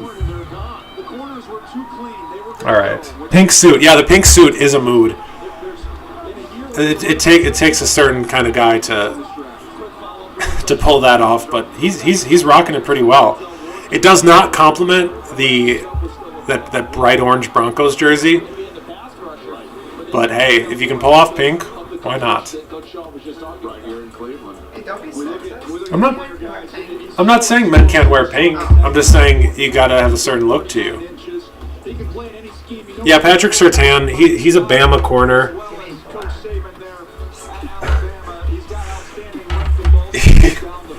He's just a solid all-around corner. Not as physical as J.C. Horn, but as far as like a pure coverage guy, being able to do zone and man and all the other stuff, he's probably a little bit better. Horn's got a higher ceiling, but Patrick Surtain is probably better right now. For those of you that have been following the NFL for a long time, you might remember that name Patrick Surtain as his dad played in the NFL. He was a safety or a quarterback for a while. Was pretty good, but it's making me feel really old that guys, I remember when their dad played, and now they're playing. They're getting drafted in the NFL. I'm so old. Oh wow, they're doing that right there. Yeah, they do the jerseys live. Yeah, it is I cool. like the bedazzled machine. Look at it, it's bedazzled. Why are they making so many? Are people just gonna buy a bunch of number 1 jerseys? Just wait till he picks a number. Years in the NFL, and here you are, a top 10. Oh yeah, we love the Cowboys. All right, so talking a little bit about the Cowboys are gonna do. They have a really big need at corner. Sucks for them that the top 2 corners just got picked. Gosh, they could go offensive line here. Get Rashawn Slater from Northwestern, because the next best corner is probably Caleb Farley out of Virginia Tech, and he's coming off of a disc herniation in his L5 and S1 vertebrae. And if the Cowboys literally cut me for that exact same injury, so if they draft a guy who's coming off that injury, that's just kind of going to be a little bit of cosmic hilarity, we'll call it, and things coming full circle. I'd have a good chuckle over here about that. They're not saying how much time is left on the clock for the Cowboys. Oh, the Eagles and Cowboys just traded. Oh, is that unexpected? Well, usually teams within the division don't trade with each other because they're both in the NFC East, especially the NFC East. They hate each other. Okay, this just got spicy. So, the fact that the Eagles moved up ahead of the Giants almost guarantees that they're going to take Devontae Smith here, because the Giants probably would have taken Devontae Smith. Remember earlier how I said I don't think he's going to make it past the Giants? I said in my podcast that the best thing the Eagles can do is get more weapons for Jalen Hurts, so you know what you have in him. It's got to be Devontae Smith, who actually Jalen Hurts played at Bama, so we could have the third case of a wide receiver playing with a quarterback that he played with in college, which would be pretty neat. I don't think Devontae Smith wasn't that good when Hurts was still at Bama, but it still could be pretty interesting. Eagles fans hold their breath when the Eagles choose a wide receiver, and they've left some pretty big names on the draft board when they take somebody else at the position. Jalen Reagor. Sorry, just taking another breather. Justin Jefferson become a revelation, and Chase Claypool don't have some enough. awesome plays across the state. So it's a third-round pick that the Cowboys get for the. All right. So a third-round pick to move up 2 spots. I mean, well, I can't change the slide because I don't. I mean, I could do this, but sure, I'll do this. I didn't really have a plan for what's going to happen with trades. I could just edit it as we go. No, someone said don't do that. Everything pointed towards the Cowboys getting one of those two guys, one of those two corners. They're gone. So get some. Zach, did you call the trade to the Eagles before it happened? I can't really see. I don't know when that trade went through, but if you called that, good for you. Get in front of the Giants. The only reason the Eagles would move is because they were worried about the Giants taking a player. Yeah, the more I think about it, it's probably going to be Devontae I Smith. don't think it could be Rashawn Slater, but that doesn't make as much sense to me. You know what's interesting to me about this? Ooh. First surprising trade though. I think that there's going to be more. So here's a prediction I'm going to make. I don't think this is that hot of a take. Since the Giants probably wanted a wide receiver, I could see the Patriots trading with the Giants to move up to get Justin Fields, and the Giants can probably still get a pass rusher, i.e. Jalen Phillips, who I have taking them at pick 15. So I think this Eagles trade is gonna have some ripples throughout the rest of the draft. Don't forget about game 256, where Jalen Hurts is really battling it out with the Washington football team, right?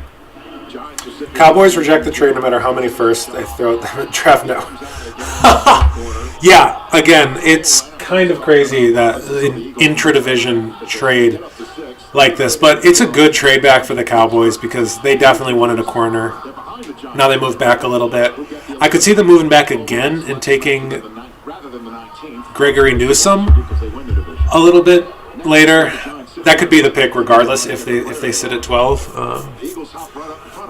My friend Tyler Wonke asked during my podcast about what I think how the Eagles could mess this up, and just repeating it again, it's not getting Jalen Hurts help. So,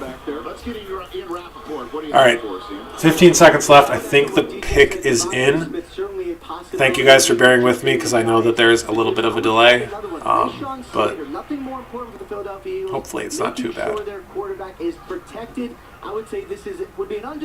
Sorry, I'm listening to what Ian Rappaport has to say. That's Rap Sheet over there across the street from us in the home of the Cleveland Browns. I just love all of that draft intrigue. It's the Giants are now on the clock. The pick is in for the Eagles. All right. And if the Patriots, let's just throw it out there. So, the Patriots are actually thinking about it. Patriots are, no matter what happens, I think I almost call it a done deal that the Patriots are going to get Justin Fields, which I love. I really like that fit. It's asinine to me that Justin Fields fell out of the top 10 when, after Ohio State played Clemson in the national championship semifinal, people were asking, "Oh, is Justin Fields better than Trevor Lawrence?" And like there was legitimate buzz about that for a while, but suddenly Zach Wilson was coming up boards and Trevor Lawrence was the guy. Man, I don't know what people don't like about Justin Fields, to be honest. He's fine. Quarterbacks way worse than that have been picked in the top 5, but all right, Goodell's coming up. Here we go.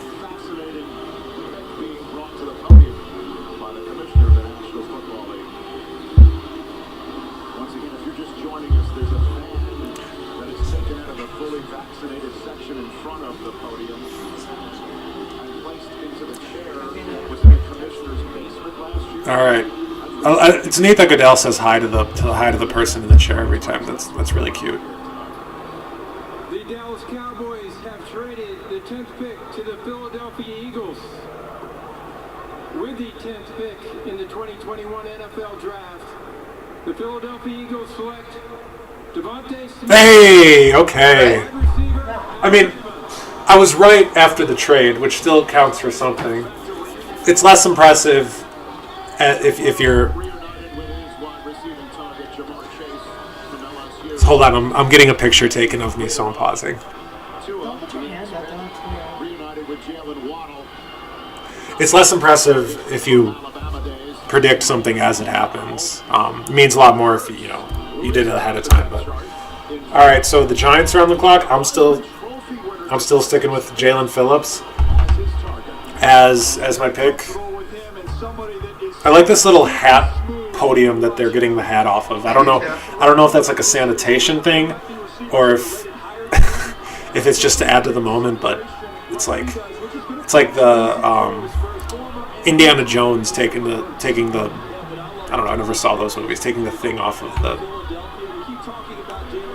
podium isn't the right word.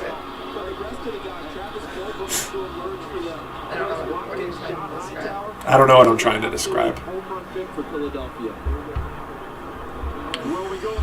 Okay, so Devontae Smith, he's a tiny boy, weighing about 165 pounds, which is, for any NFL position, just really small. But if you're watching highlights of him, you can see he does not get touched much, so it truly doesn't matter.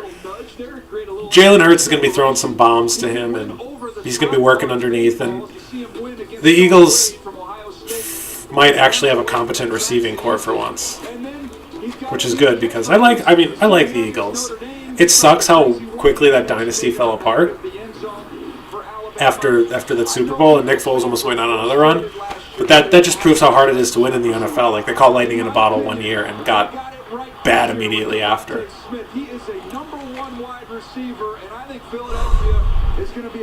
Overall, 90 athleticism, 81 production, 99, according to Next Gen Stats, powered by Amazon Web Services.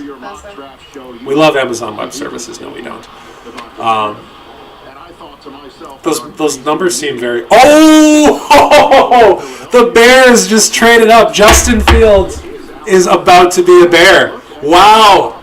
Bears fans everywhere, rejoice! Because you finally have... Who do they get? They're going to get Justin Fields. Is that a catcher?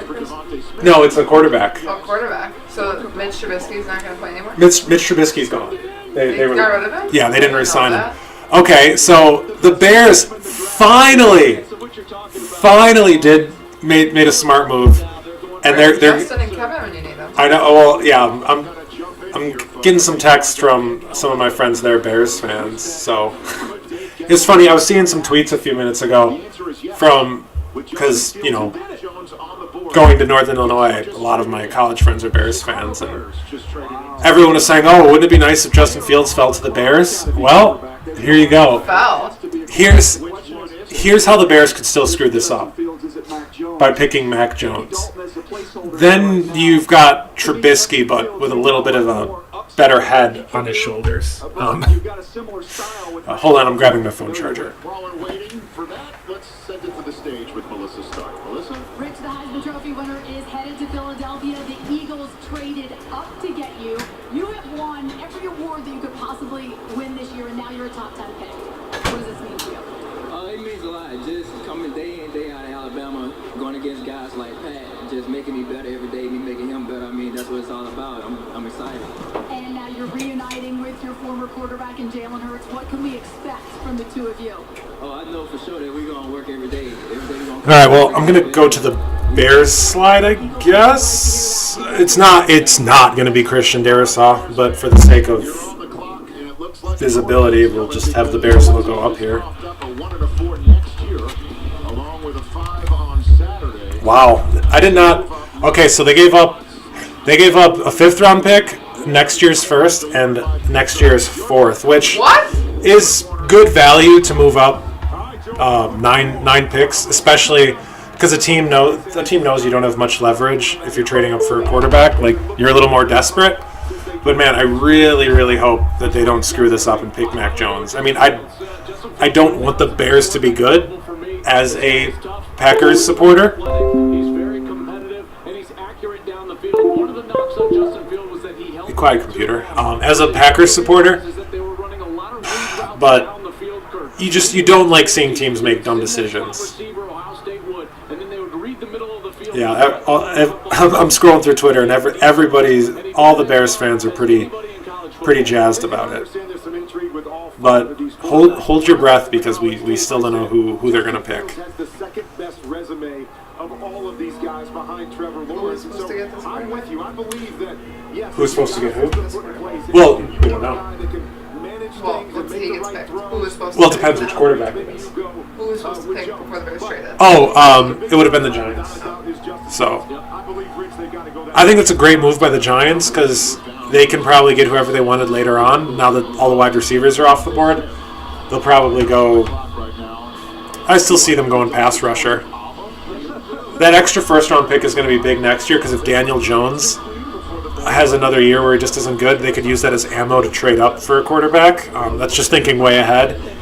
I don't think Daniel Jones is it. I could be wrong. Remember last time the Bears made a trade to go get a quarterback? Oh gosh, you went from Trubisky? They went from 3 to 2. Man, And who was sitting there as the Trubisky, Mac Jones is just. You could end up with another Trubisky if you do that. I'm going to be upset for Bears fans. Okay, I think I see Goodell walking up to the podium. So, oh man, this is nerve-wracking. They haven't said anything. It's really good. Here comes Maybe you can get the choice of the Chicago Bears. Through this year's draft-a-thon, the NFL is supporting our nation's path to recovery Okay. from COVID-19. Of course, the most anticipated pick of the draft so far. Goodell's doing a whole spiel, and I get it; it's a good cause, but meh. Throughout the pandemic, health disparities widen in communities of color, indigenous communities, and for older and rural Americans. We're joining forces with the CDC Foundation as part of a draft-a-thon to meet the basic needs of Okay, Roger. safety and health. Carlos Nelson, He's got more to say. leading the Greater Auburn Gresham Development Corporation in Chicago. His dream of creating a federally qualified health center to provide medical care in his neighborhood is becoming a reality. With support You could have done this whole bit after the pick, or during the gap between picks, because I think Bears fans are having a heart attack waiting for this pick to get announced. Well, how exciting is this? Yes. The 11th pick Hope he in the gets to read it. 2021 NFL Draft, the My Chicago Bears select Justin Fields. Oh, okay, it's Justin Fields. That's good for the What you Bears. wanted them to do? Yeah, that's really, really good for the Bears. Best quarterback, already the best quarterback they've had since Jay Cutler. I know that doesn't say much. It doesn't really say anything at all.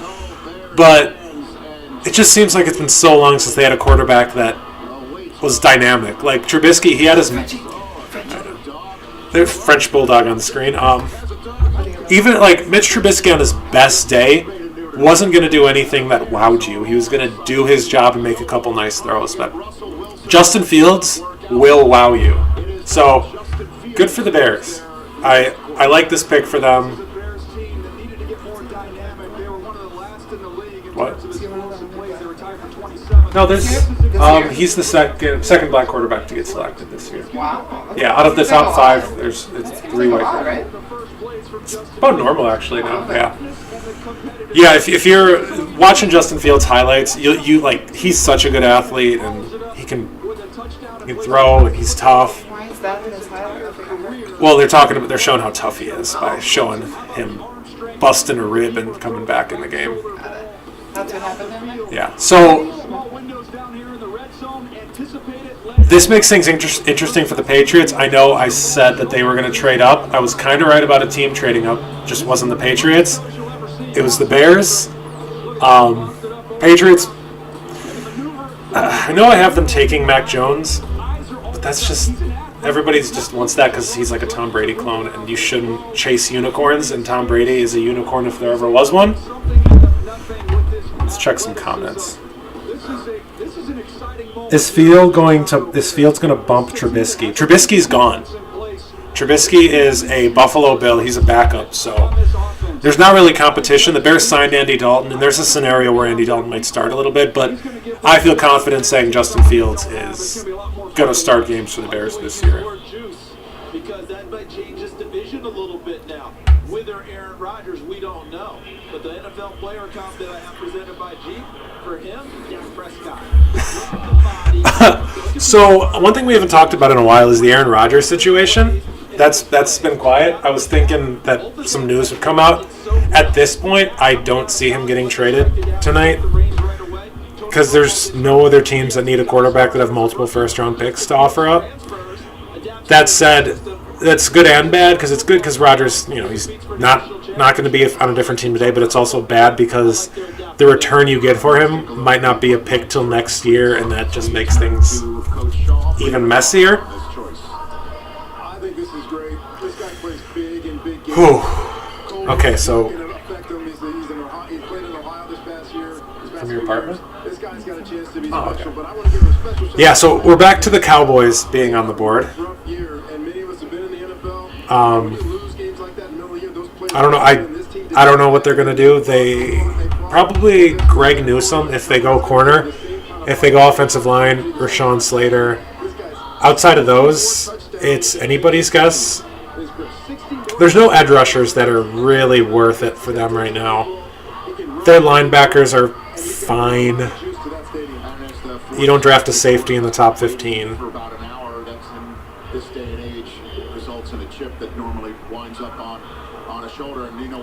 90% plant-based diet for Justin Fields, I guess. I didn't know about that.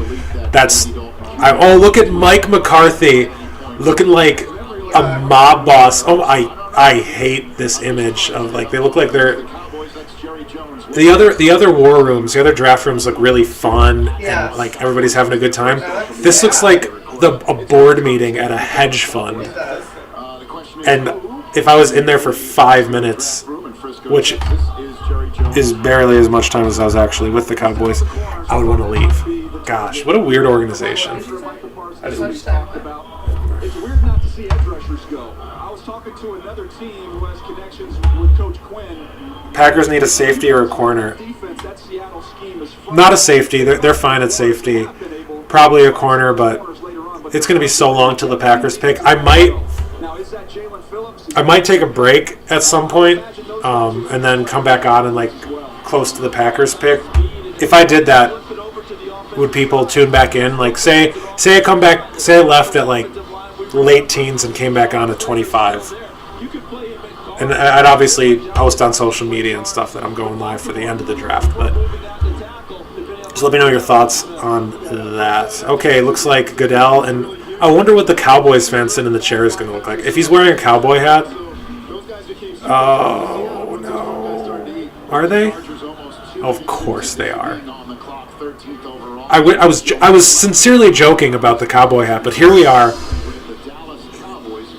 I mean, if you probably have to earn it to get in that. Oh, who's this person? I like them. Okay, I like this. This person. Is that Lizzo? Oh. I was not making a joke about Lizzo. I was reacting to something that he said. Lizzo was on vacation celebrating her birthday. Keep up. Why would I know that Lizzo's on vacation celebrating her birthday? She's been posting about it so much. Struggled with anxiety and depression after returning from Iraq. If I was still a cowboy, yes, most of you guys wouldn't know me. And that counts for a lot. Kanikia, I like that name. And all you do to continue to help others during this challenging time. Please do us the honor of making the Cowboys pick. Aww. So sweet. She loves Roger. All right. Cowboys about to go. Yeah, how about them Cowboys? How about them Cowboys? And with the 12th pick in the 2021 the NFL Draft, the Dallas Cowboys select Michael Parsons. Oh, okay. So I didn't think they'd go linebacker, but because they've got Smith and they've got gosh, who's the guy with the Leighton Vander Esch with the big neck roll? And teams don't run the 3 linebacker sets anymore. That just is dead in the NFL. It's not 2005. So I'm really wondering what the plan is there, if they plan to trade one of their existing linebackers. Micah Parsons is an interesting guy because I saw a scenario where no inside linebackers went in the entire first round, but first one at 12. Inside linebackers just don't have the same value they used to. I talked about this a little on my podcast, but 15 years ago, everybody wanted that thumper middle linebacker, Ray Lewis, Brian Urlacher, Patrick Willis, that type of guy. Now teams are playing base nickel defense, which means they have 2 linebackers and 5 DBs, hence the nickel, because 5 is nickel. But I don't like this pick. I like Parsons. I think he's the best linebacker in the draft, and I wouldn't have hated if he fell to the Packers or another team I like, but for the Cowboys, it just doesn't make sense given what their linebacker depth chart looks like right now.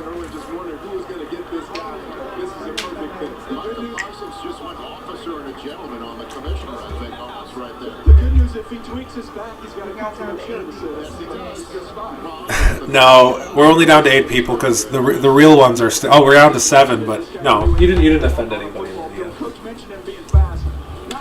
Oh, Betsy! Hi, Betsy. Betsy. Betsy's here. Betsy, Lydia says hi. I literally have never understood draft things or decisions, so I appreciate your context insight into that. Thank you, Betsy. It means a lot that you're here because I know you're not a big football person, but whoa. Okay, so next up, I think it's going to be the Chargers. Things got a little weird there with the Eagles trading up and trading back. We're at Los Angeles Chargers are next. Enough ragging on the Cowboys, even though, let's be real, I really like ragging on the Cowboys. They're my least favorite team. We're going to talk Chargers. They have completely reimagined their offensive line this year. They signed Corey Linsley from the Packers, which their offensive line was pretty bad last year, and even so, Justin Herbert still had one of the better rookie quarterback seasons ever. So the logic is you actually get a good offensive line, and then you see what he can do. So offensively, it's an easy choice. Rashawn Slater. There are some mock drafts where I saw him going ahead of Penei Sewell as the number 1 offensive lineman in the draft. He's still there. You take him. Don't even think twice about it, and you come away going from a bottom tier O-line to a top tier O-line if you're the Chargers, and that's really exciting if you're a Los Angeles Chargers fan, which they should have never left San Diego. It's really dumb that they ever did that. But again, I'm not in the old boys club, so I'm sure there were reasons for that. Come back this year, and maybe they'll meet in the hole a couple of times. Number 12. Lydia Betsy says hi. Where he belongs. Right there. You can message her in the chat. She's on the chat. Yeah, she's on the chat. All right. I think here's my plan. I'm going to continue to stream through. I'll go till Mac Jones gets drafted. I hope that doesn't bite me in the butt and he doesn't get drafted in the early 20s. Until Mac Jones gets drafted, or at the latest, I'll go till the Washington football team goes. Because there's enough interesting storylines and trade-ups that could happen between now and then. That's my plan. I might change it depending on how I'm feeling and how the draft is going. But update on the vaccine side effect symptoms. My arm hurts a little bit, but I think I'm fine. It might just be adrenaline pumping from from doing this, but still feeling good. Anybody still sticking around? Have any questions on the draft so far, or things that have happened? We're kind of going rapid fire a bit with the Bears trade and the Eagles trade, and didn't have much of a chance to take a step back and talk. Let's get it. Cowboys fans have got to be out of their minds right now. Green Room made possible by Lowe's. Zach Wilson. If I'm Wendy, I hope you're still awake at pick 29. I know all of the Packers picks of recent memory have made us want to drink, but try and stay up. Moments presented by Lowe's. Chargers have just made the pick. The Vikings are on the clock, and then there's the Patriots on the horizon. Okay, we got a 7. Thank you to whoever just joined. It is probably my mom. I think she came in telling me to drink some water. Am I going to eat more Brussels sprouts? No. We are fresh out of Brussels sprouts. I actually have some in my freezer, but I can only eat so much of one vegetable. For dinner, we made some cauliflower wings. As some of you may know, I broke my face last week, so I have to eat soft food. And the cauliflower wings were very soft, little sweet Baby Ray's barbecue sauce on them, and some Parmesan garlic sauce. It was very good.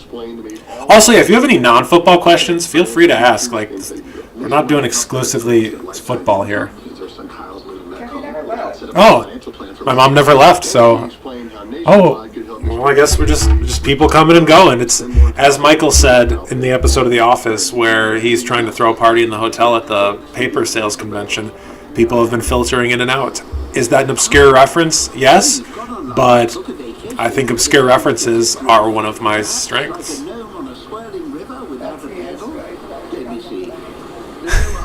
Thank you, Betsy, for entertaining Lydia with the Taylor Swift talk.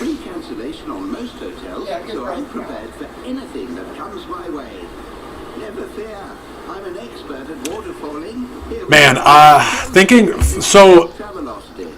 thinking about from a fantasy football perspective, I'm probably about to make a move for DeAndre Swift, the Lions running back. Now that they have Penei Sewell on that O-line, if you're in a dynasty league, you should try and make that move too. As far as rookies go, any of the rookie wide receivers are solid, high picks for fantasy. The weird thing is, the first overall pick for fantasy will probably still be a running back, even though we might not see a running back drafted tonight. That's to be determined. But, yeah, DeAndre Swift for Dynasty League. Do it. Do it quickly. Videos that get to the point and keep your projects on point. And a store that rings your doorbell. Okay, so we've been on a commercial break for a while now. Do it like never before.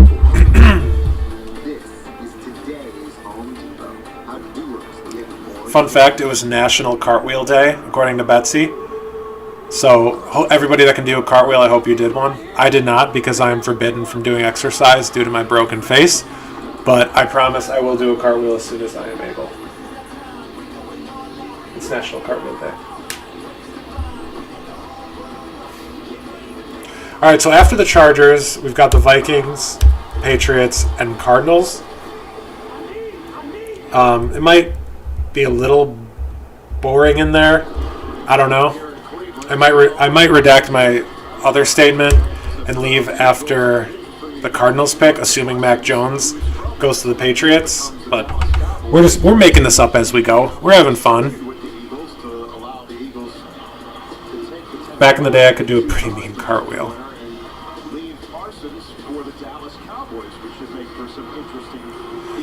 All right, pick us in, please, Roger. Just tell us what the Chargers are going to do. Tell us, Roger. This is another one of those obvious picks that nobody really had any questions on. They don't have a left tackle right now, Rich. Rashawn Slater, to me, is the best left tackle. Yes, we all know it's going to be Rashawn Slater. He's still there. I did not think this would happen. He would be there for the Chargers. Here's the commissioner with the pin. Side note, I love the Chargers color scheme and the new uniforms they drop next year. That powder blue is just, it's nice. The Chargers. 2021 NFL Draft, the Los Angeles Chargers select Rashawn Slater. Okay. Rashawn. Good job, man. Yeah. Good Got one right. job. I didn't know he was a senior. I didn't know he had a child. Is it? Oh, what do you mean? Rashawn Slater Senior, he said. I've never seen senior in front of his name, just Rashawn Slater. So, congrats to Rashawn Slater for being a father. I'm presuming pretty recently, if it wasn't like on his name and all the pre-draft stuff. I'm trying to see if his presumably newborn child is there. Oh, he's got the blue suit with the check marks. That's Chargers colors. Dude knew where he was going. I can't think of How did any. you know that he was going to go there? Sometimes you just have a good feeling. What's T mean? T? Yeah. I mean, Positions. tackle. T is for tackle. You So, are right. yeah. Rashawn Slater out of Northwestern.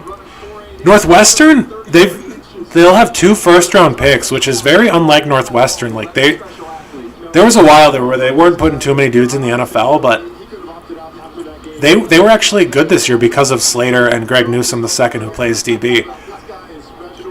The Badgers have beaten up on them for a while. They beat the Badgers for once, and yeah, Northwestern could be scary. They're finally starting to tap into some of the talent in that Chicago area. What I like about it, I think it gives you line flexibility because he's going to start out at left. So he's definitely going to play left tackle. They're not moving him to right. And one thing that people just assume is so easy is moving from one side of the offensive line to the other. If you're talented enough, you can figure it out. But like it's not as easy as just like going over there, because over time your legs, like the musculature in your legs and up through your core, actually changes based on which side you're playing on, because you have a different foot up, you're doing different motions.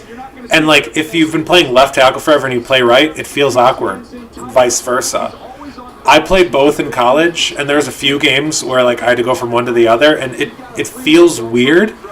Not everybody can do it, but it's not as easy as a lot of non-football people, non-offensive line players make it sound.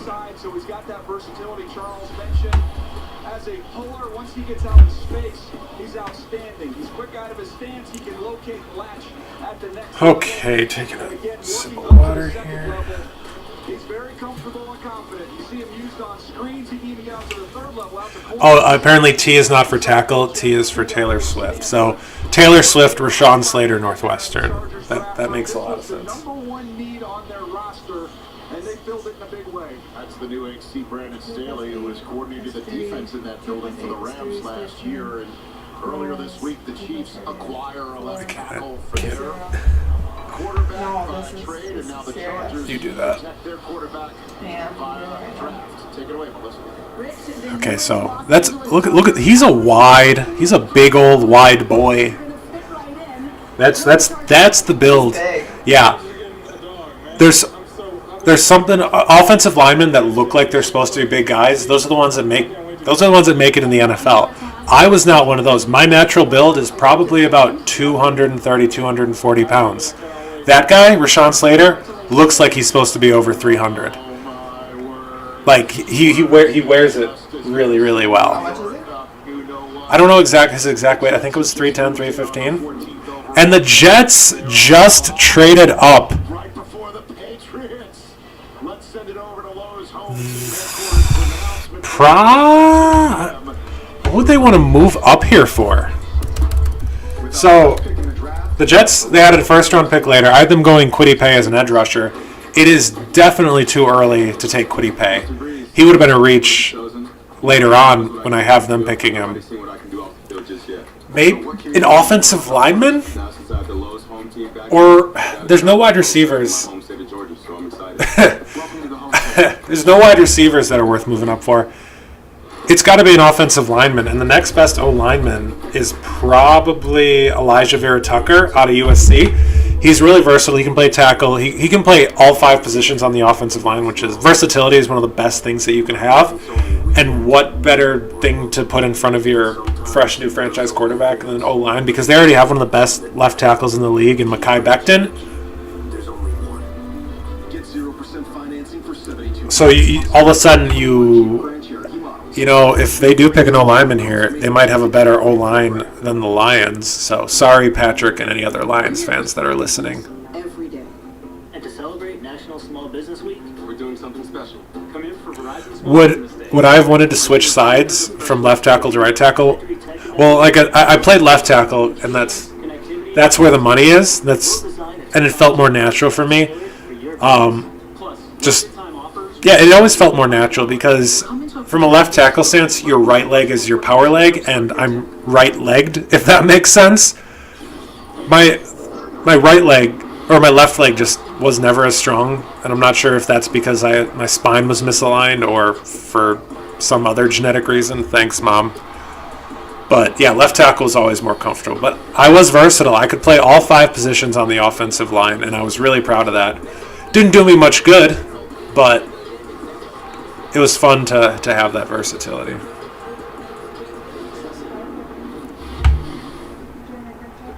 Doors await you at Bob's Discount Furniture. I wonder how much Bob's Discount Furniture is paying to get a bunch of spots during the draft, unless it's regional spots. Yeah.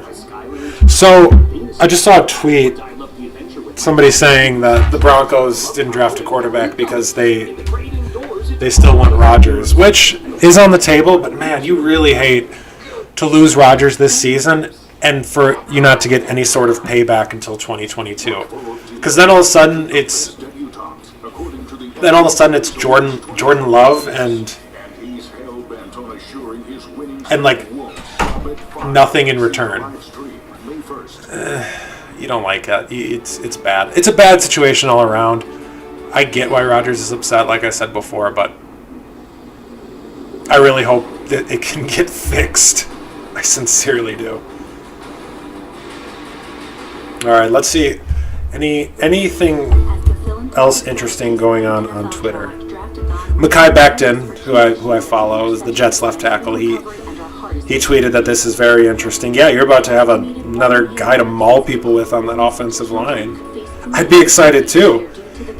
Speaking from offensive line experience, if you're playing next to a dude that you know is good, it makes it so much fun because you just get to beat the snot out of defensive linemen. The guy that played left guard next to me my senior year, Josh Ruka, who's one of my best friends, we worked some guys, and it was so fun just burying a guy into the ground and like high-fiving and joking around after the play. So that camaraderie among offensive linemen really is special, and you don't get that in any other position, really.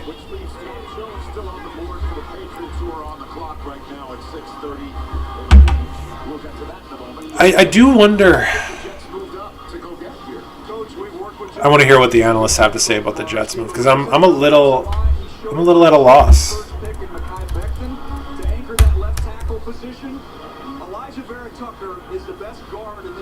Okay, so they seem to think it's going to be Elijah Vera Tucker too, which makes me feel good. Isn't it crazy how I started off 4 for 5 and I haven't gotten a single pick right in my mock since then?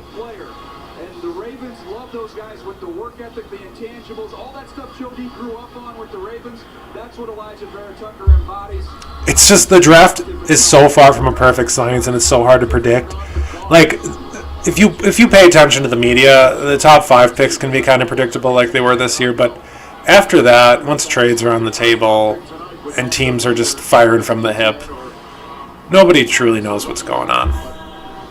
DJ would be shocked if we don't hear the name of an offensive guard that they traded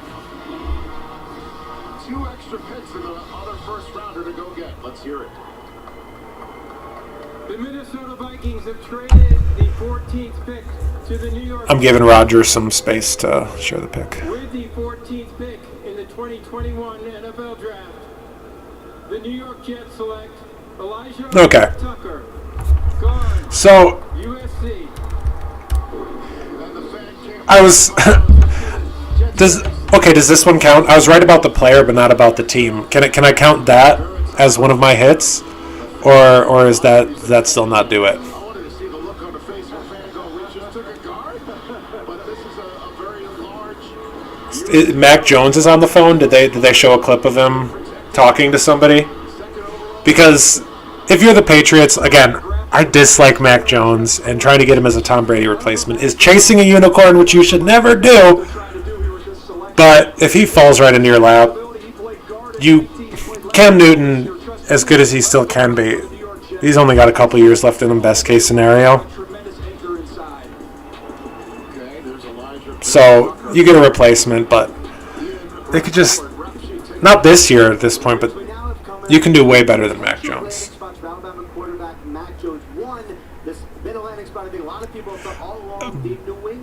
The Vikings could have been a dark horse to get Mac Jones if they would have stuck there, but he's really just a slightly bigger Kirk Cousins, and you don't get quarterbacks that are redundant.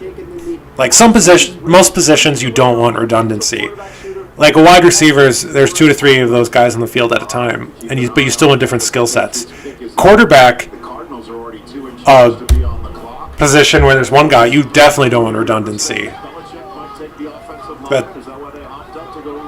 so, especially because Kirk Cousins might still have a little left in the tank. Right in that mix. I think the Raiders were one that had been connected with Elijah Vera Tucker. I thought that made some sense for why the Jets did what they did. Okay, there is the draft room in Foxborough. All right, it's a really empty draft room. We got Bill Belichick with his mask under his nose, Robert Kraft, hands in his pockets. They're just chilling. It looks like a luncheon at like a high school wrestling meet in there.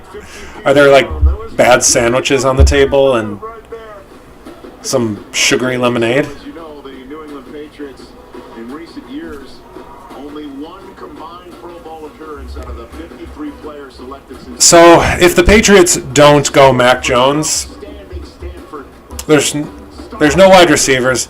I could see them getting Zaven Collins, the linebacker, who's a lot like their current linebacker Dante Hightower, who's getting up there in age. There's Greg Newsome could be an option if they were thinking of trading Stephon Gilmore. But I'm going to stick with Mac Jones as my prediction.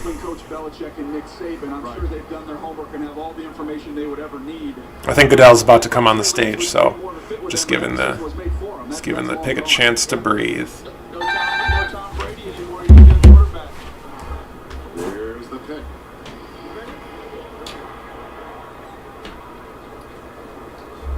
With food insecurity a challenge for so many. Oh, I guess we're doing another We teamed up with Feeding another spiel. Part of Draft-a-thon to help fight hunger. Don Cox, who's behind me, a former Marine, saw a need. All right, well, while Goodell does this, we're going to do Arizona's pick, and then I am going to take a break to pick, we'll say 25, and then I'll come back on and do through the Packers pick, and then we'll call it a night. Because while I am feeling the best I have in a week, I am still coming off of a concussion, so I only have so much juice. 15th pick in the 2021 NFL Draft, the 6-time world champion New England Patriots select Mac Jones. Mac Jones it is! Finally! Yeah, okay, so About time.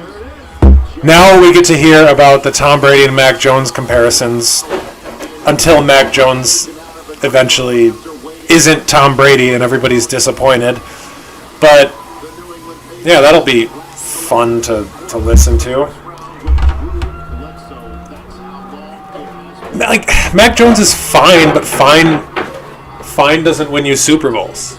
Fine doesn't put a team over the top.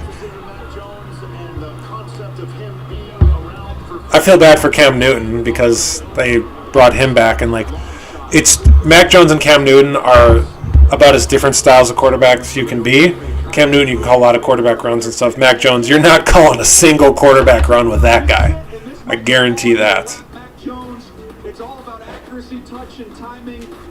You're hoping he's going to turn into Matt Ryan. That's what the whole. I mean, if you're drafting a guy and the best case scenario is Matt Ryan, this is like the experts are saying right now, that's just tough to get excited about. That's not a charger.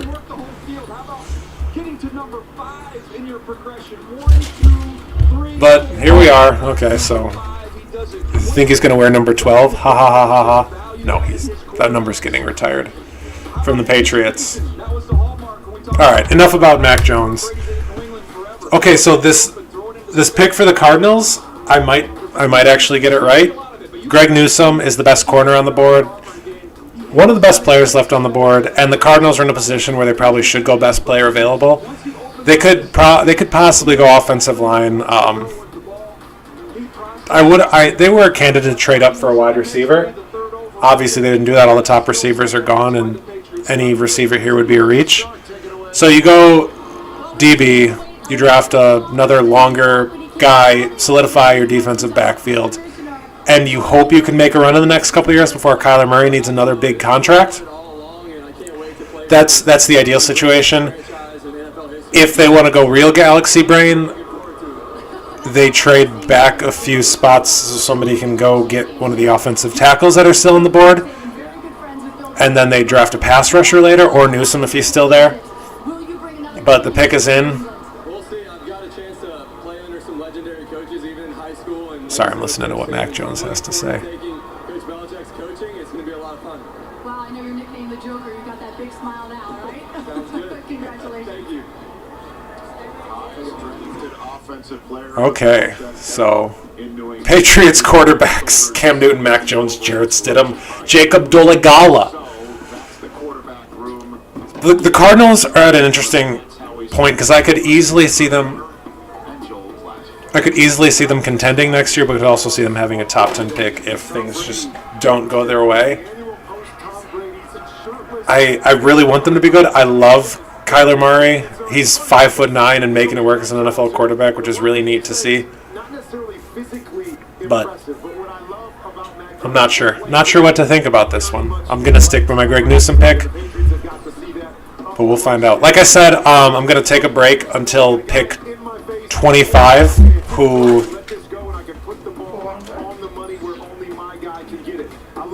we're going to take a break till pick 25, which is who is pick 25? 25 is the Jaguars. So I will come back on when the Jaguars are on the clock for their next pick, and I will go through the Green Bay Packers picks. So it will be 1, 2, 3, 4, 5 picks that I get to share with anybody that decides to join. Again, thank you everybody for showing up. This has been a lot of fun and a different way to take in the draft. These are all the things that are going on in my head internally when I watch the draft, but I just don't get to articulate anything. That's the big question for me with Mac Jones. Shoes are enormous, obviously, right? So it's hard to compare or anything like this. I will say this, though. At their best, the Patriots... They keep telling me who Joel Klatt is every 5 minutes, and I get it. All right, anything interesting going on Twitter? A lot of people are saying that Mac Jones has a dad bod, which isn't untrue.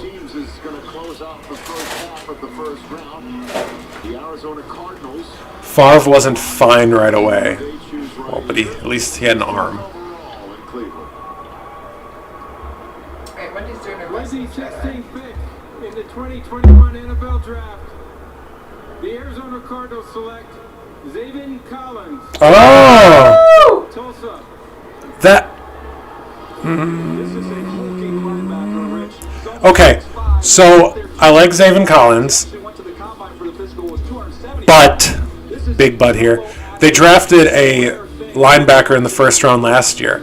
Nobody needs to draft a linebacker with 2 consecutive first-round picks.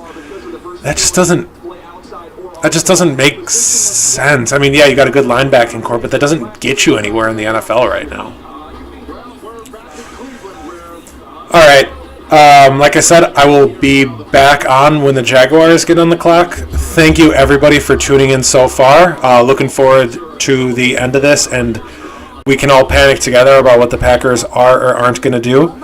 But, yeah, I will see, hopefully, most of you soon. Ladies and gentlemen, our constituents, Americans, beer drinkers, I ask for immediate consideration of the Bud Light Summer Stimmy Or of Oxy. It breaks down food soils to clean up to 99% of visible and invisible food residue for a hygienic clean you can see and feel. Cascade, plus the power of Oxy. Moment of truth. The dishes are clean, but aren't they dry? Yeah, they are. Thanks to Cascade Power Dry Rinsing from the #1 most trusted brand. Get your dishes clean, dry, done. With Cascade detergent plus Power Dry. Yeah, good one. As the philanthropic centerpiece of the NFL Draft, Draftathon raises awareness for key issues at the intersection of pandemic recovery and our hardest hit communities. Roughly 80% of people screened for anxiety and depression by Mental Health America during the pandemic. All right. I think that we are back. At least I hope that we are. I don't think. Yes. I think I got this figured out. Okay, so the main pick, or a pick I wanted to discuss while we were away, was the Steelers. They drafted Najee Harris, which is a running back, and you should never draft a running back in the first round. It's never a good idea. Running backs it's tough to justify giving up that level of value for a running back in the first round. It just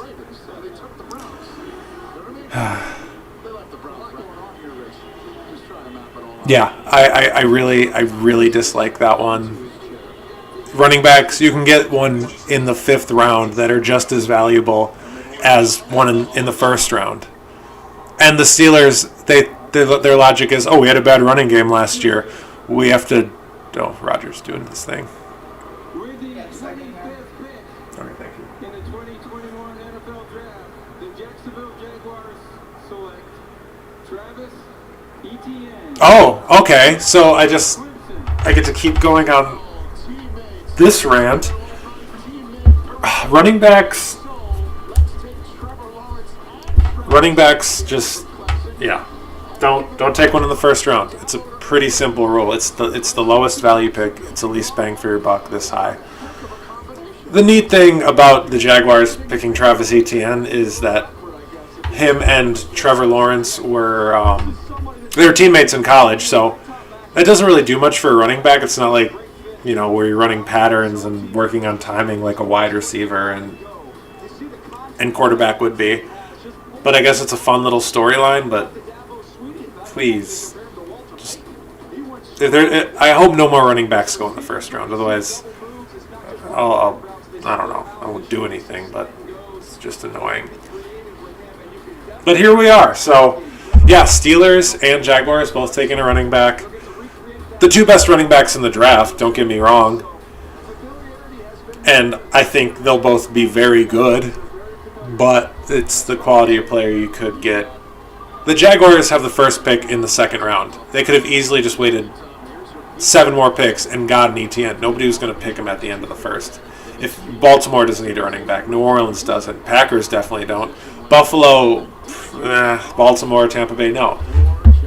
You could have gotten one of the better wide receiver offensive line prospects that are still on the board.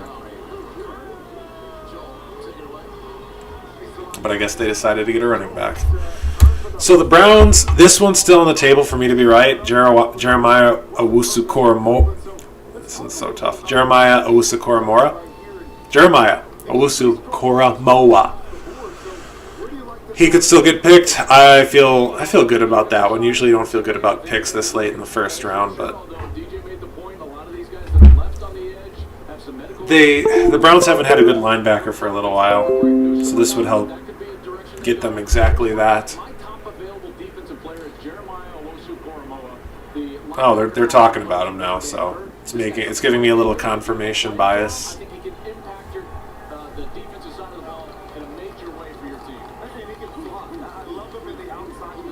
I guess it's going to be fun to see the reaction of whoever the Browns pick, because there's a lot of Browns fans there,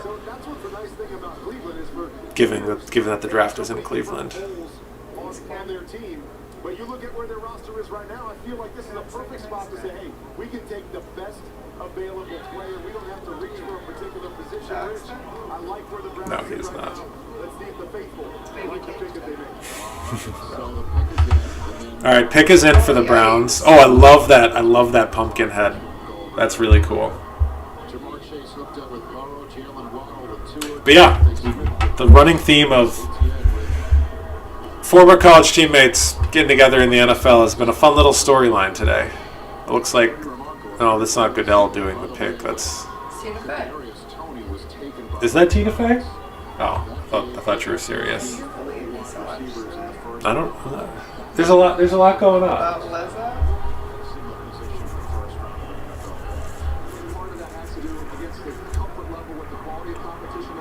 Wow, this is a lot of orange here. Thank you to everybody that's tuned back in here. Won't be on as nearly as long as the first time. I just want to get these few picks here, then the Packers pick, and then I'm going to call it a night. I'm definitely feeling the fatigue of the shot and of my injury still, so probably will catch the last couple picks of the first round after I log off and get ready for bed. It's going to be a great night's sleep, and hopefully I feel all right in the morning. We got one person in here. I don't know who it is. Is it you? Well, actually, maybe. Thank you to the one person tuned in right now. No, it says 5 on mine. That says 1. Interestingly enough, thanks to there being, 7 teams that got in last year, they were 60. They get a third place. Okay, that's better. So they're coming with all that momentum. And a third place. All right, Goodell hopefully is about to actually... 2. Hopefully Goodell doesn't do a whole PR spiel and gets the pick right away this time.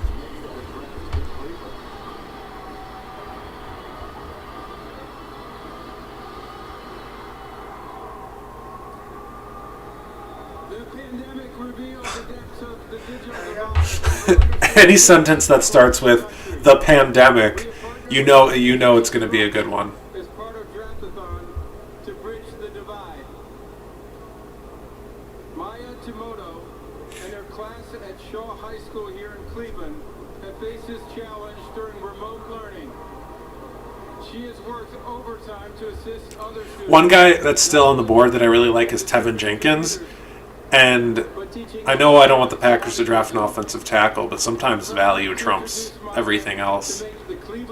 I could also see the Ravens grabbing him too, or Buffalo. That's an interesting player to fall. Oh, maybe you should feature a cup. Are you guys ready for the best in the land with the 26th pick for the 2021 NFL Draft for the Cleveland Browns? We have Gregory Newsome II. Oh! Okay, did not...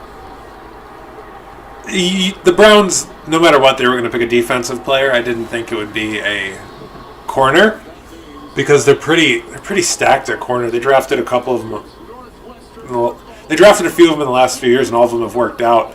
But I guess some team, the logic is turn your strength into a super strength, and that's definitely what they're doing with Newsome. Like, it's going to be really hard to pass on the Browns here now.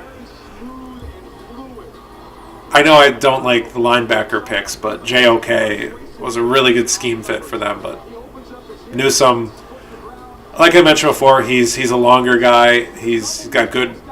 I was about to say it as it popped on the screen. He's got good recovery, good hands. One of Northwestern's finest. So, yeah, I was wrong again. So we got the Ravens coming up. Iggy asked a question. Your top 3 favorite picks are the Packers.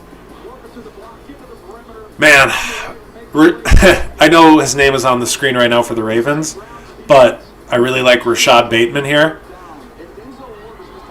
If the Ravens don't pick him, he's a good route runner. He's got good moves. He's not the biggest guy, but the Packers don't need a big guy. That's what they've got Devontae for and Lazard. Both of those are bigger dudes. You put Bateman in the slot, and you'd be having a lot of fun. But I really doubt that Baltimore and New Orleans both don't pick him. If they do, Packers have to get on the phone. Just don't hesitate. Don't do something stupid. Rodgers is already pissed off. Draft him a weapon that could help remedy that situation. If it's not Bateman, Elijah Moore, the wide receiver out of Ole Miss, he's another really good slot receiver. Very similar to Bateman. You put him in the slot. He's a good route runner, solid playmaker. And I'm blanking on the center out of Oklahoma. His name is, I'm Googling it, that's why I'm trying to draw out this sentence. His name is Creed Humphrey, who is one of the best offensive lineman names I've ever read. So, Rashad Bateman, Elijah Moore, Creed Humphrey. Knowing the Packers, they'll do none of those things. Newsome falling that far could have been interesting if he was still on the board for the Packers, because he would have been better than Kevin King day one. Not that that's that difficult. But you got to think they go wide receiver with the Aaron Rodgers situation. But prepare for the... expect the best, prepare for the worst. Is that the phrase? That's always what you got to do with the Packers pick. You just kind of got to grit your teeth and see what happens. Let's see, any other picks that are worth talking about so far? There's nothing flashy happened while I was gone, luckily. If you're just tuning in to listen to me, you did not miss anything. A few O-linemen went, a couple pass rushers went. No major trades. We might see a team move back up into the first round at the end here. Maybe with Buffalo or Baltimore second pick. Maybe Tampa Bay's pick because they're pretty stacked and they don't really need a ton of help. But if I had to bet, I'd say all these teams stay in place. And the end of the first round, it was really interesting picks because it's never like blue chip guys. But a lot of these guys, they're safer than some of the guys that go higher because it's a lower ceiling but also a higher floor. Sometimes a safe pick is a good pick.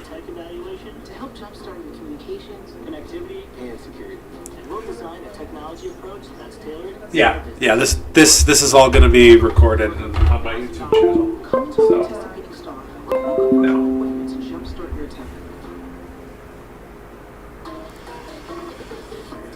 There's another Pizza Hut commercial with what's his name from the Office? He's from The Office. What's his name? Oh, Daryl. I know his office name. Daryl from The Office. Oh, I thought you were playing with pizza. We haven't seen any Pizza Hut boxes since Penei Sewell got drafted. So the NFL's really slacking on telling prospects to have that Pizza Hut box out. That's true. There's no reason why Pizza Hut can't send them each a $50. Yeah. They can do that now that they're not college athletes. They can accept a Pizza Hut gift card. Okay, I really hope they get to the Ravens pick quickly here. First time 7 offensive players went off the board to start a draft. First time 6 Alabama players in the first round. First time in the common draft era, a quarterback and running back for the same school were selected in the first round of the same draft class. Okay, now they're just talking more about Trevor Lawrence. And, I mean, if you've watched any draft coverage in the last few months, you've gotten enough of Trevor Lawrence. Like, we get it. He's the Jacksonville Jaguars starting quarterback now, and that is what it is. Oh, the person that's supposed to be in the chair isn't in the chair. Why are they standing up? Sit in that comfy chair. Take the opportunity. They're gonna do the Ravens pick, and the Saints are gonna be like have like 2 minutes left on the clock. So we're probably about 10 minutes away from knowing the Packers pick. And if that doesn't make you nervous, I don't know what does.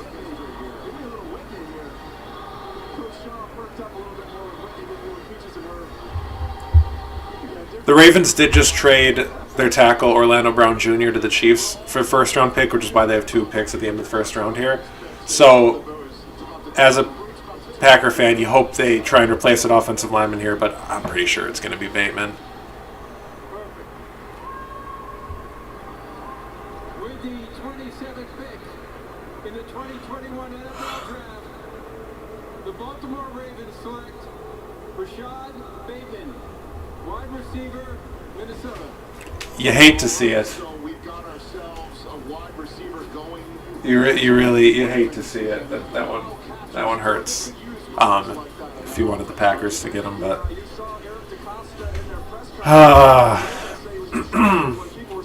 at this point, your consolation prize if you want a wide receiver is Elijah Moore. But Bateman's really good. He's a direct result of PJ Fleck doing a great job of recruiting for Minnesota. Like he's really brought in some talent, and Minnesota used to be a joke, but they've put some dudes in the league. They had their safety that's playing for the Buccaneers now. Oh man, I'm blanking on his name, but yeah, I don't remember it. But he was one of the best rookies last year, and I think Rashad Bateman's going to be pretty good. PJ Fleck, that if he sticks around there, Minnesota could be a powerhouse. They were a top 10 team. They were a top 10 team a couple of years ago, just on a ton of talent. Lydia, in your opinion, who is the most attractive player to be drafted tonight? Okay, I thought maybe you had some thoughts there.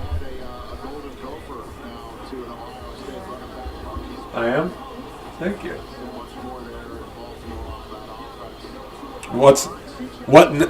Noah is asking what's happening. Well, the NFL draft is happening. My brother? Yeah, he tuned in. Okay, the Saints have 4 minutes left. And we shouldn't have to wait too long for that. I think the pick just came in. I have him taking Asante Samuel Jr., and Asante Samuel is another one of those guys that I vividly remember his playing career, so his son's going to get picked. Asante Samuel Jr., what he lacks in athleticism makes up for in physicality. He plays. This is a lazy comparison, but he plays just like his dad did, and it's it's funny because you see that happening with some of these guys who had dads that played, because they totally just projected their play style onto their son and taught them everything they know, and it's kind of cute and kind of neat how that's happening. Is that a question? Your top favorite picks? I asked you. Yeah. You want to help? Donate a ride today. So if the Saints pick us, and that means the Green Bay Packers are officially on the clock. So get ready to get nervous, everybody. If I had to guess, it's Elijah Moore or Rondale Moore. Rondale Moore. If I had to pick between those guys, I'd rather have Rondale Moore over Elijah Moore, because Rondale's a little bit more. No, they're not. They're not brothers. They just have the same last name, coincidentally. Rondale, his best case scenario is Tyreek Hill. That said, don't chase unicorns, as I've mentioned a few times. But he could fit really well, like with all the jet sweeps and type of stuff that they do in the offense. But yeah, basically everybody you'd want the Packers to pick is off the board, and I hope the Saints don't make it even tougher, because if you have to reach and you're dealing with the Aaron Rodgers situation, it's looking very bleak.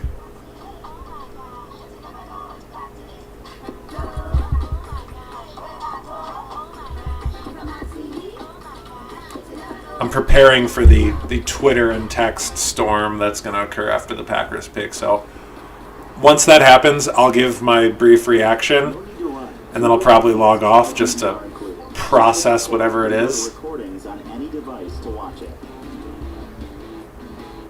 think everybody is going to need a breath to process whatever happens there. But hey, Rodgers is still a Packer. I just saw a tweet. Let's be real. This is the one who really wants out of Green Bay, and it's a picture of Shailene Woodley.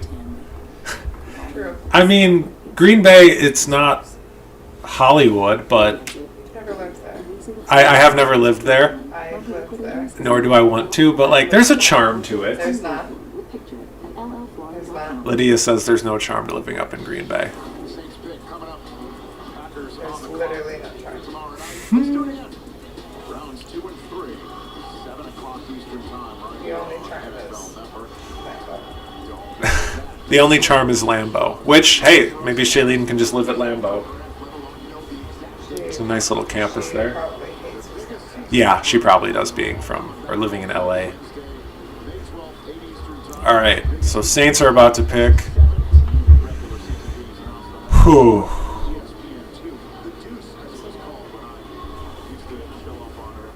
Nope. Okay, I guess we're waiting longer.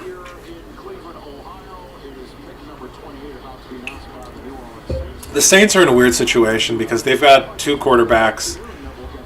Both of them might not work out, but both of them could work out. And you're obviously not in a spot to pick a new quarterback, and you're not in a position where you're going to contend next year. So this pick, they need to be thinking a few years down the road. Like, this doesn't have to be a guy that's going to come in and start. This can be a guy that'll sit if you think he has a high enough ceiling. It's okay to take a project player for them. You don't need this guy to start this year, which opens up a lot for you. I'm going to stick with Asante Samuel Jr. for my prediction, but let's find out.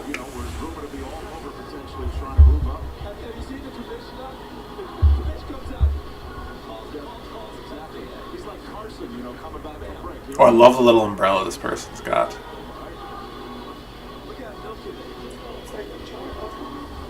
Oh, that is a child.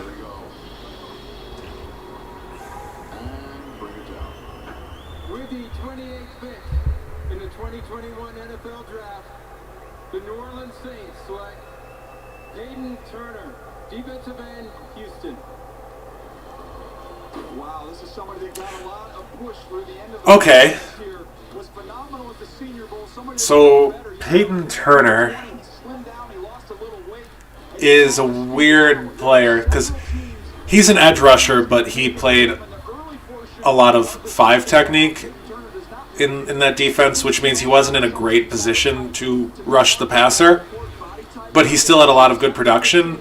But it goes in line with what I said about the Saints drafting a project. He's a little raw, and you kind of have to get him used to playing in an NFL scheme because he wasn't rushing the passer from like way outside like you do most of the time on, second and third and long in the NFL. So I like the pick. I really do for them, thinking about it more. They haven't had much of a pass rush. They drafted Marcus Davenport, traded up for him a couple of years back, and he hasn't really delivered. But, they're talking about Packers pick is in. Wow, that was fast. Yeep.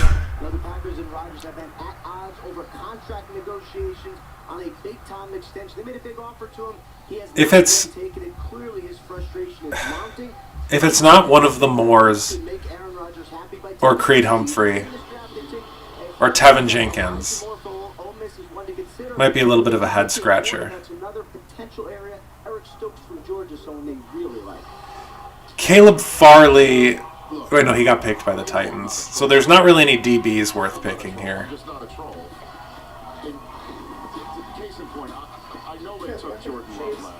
Oh, we love the cheese. I love the cheese graphic.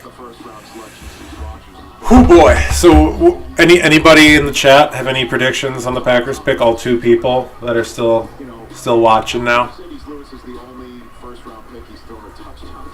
You gotta pick a receiver with the news that came out today. We'll end it now. No, but I don't even know if it matters who they choose here. I hope it matters who they choose. I mean, The fact that Rodgers wants to choose how his career and when it ends. let's just say Rodgers does leave. I still think a wide receiver is a good move because Jordan Love is gonna need all the help that he can get. Because he's still really raw, and if he's the starter next year, I mean, you're in trouble, but you got to put as many pieces around him as you can. It will be somebody off the board. Yes, thank you, Wendy. Give him a contract, right? Is that? I know it's easy for us to say, but I'll give it to you. Yeah. Coach Shaw on the I forgot that Asante Samuel Jr. could be at play here. That wouldn't be the worst thing in the world, but man, the Rodgers situation means you gotta think wide receiver. Moore or Samuel?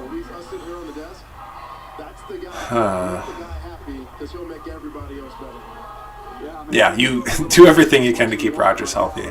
I was in favor of them trading up to get a wide receiver, because then that really shows Rodgers what you want. And I wouldn't be surprised if we hear a rumor like, oh, Packers were trying to trade up to 19 to get Kadarius Toney or Rashad Bateman. Whatever you got to do to repair this thing, and that could start with this pick right here. Joel, Kurt, what do you think? Oh, just end the wait, end the teasing, please. Great draft up to this point. Yeah, maybe the biggest drama happened before with all of this stuff with Aaron Rodgers. I mean, there's really no choice here, right? They've got to figure out a way to keep this guy. They can't let him go, can they? I would think yes, but I will say they don't need offensive help. Okay, so we're still doing this. I forgot how wacky it gets at the end of the draft, where it's just the pick is in and it takes like 10 minutes for them to actually announce it.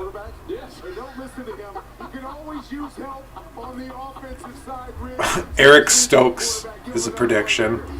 I don't like it. All right, here we go.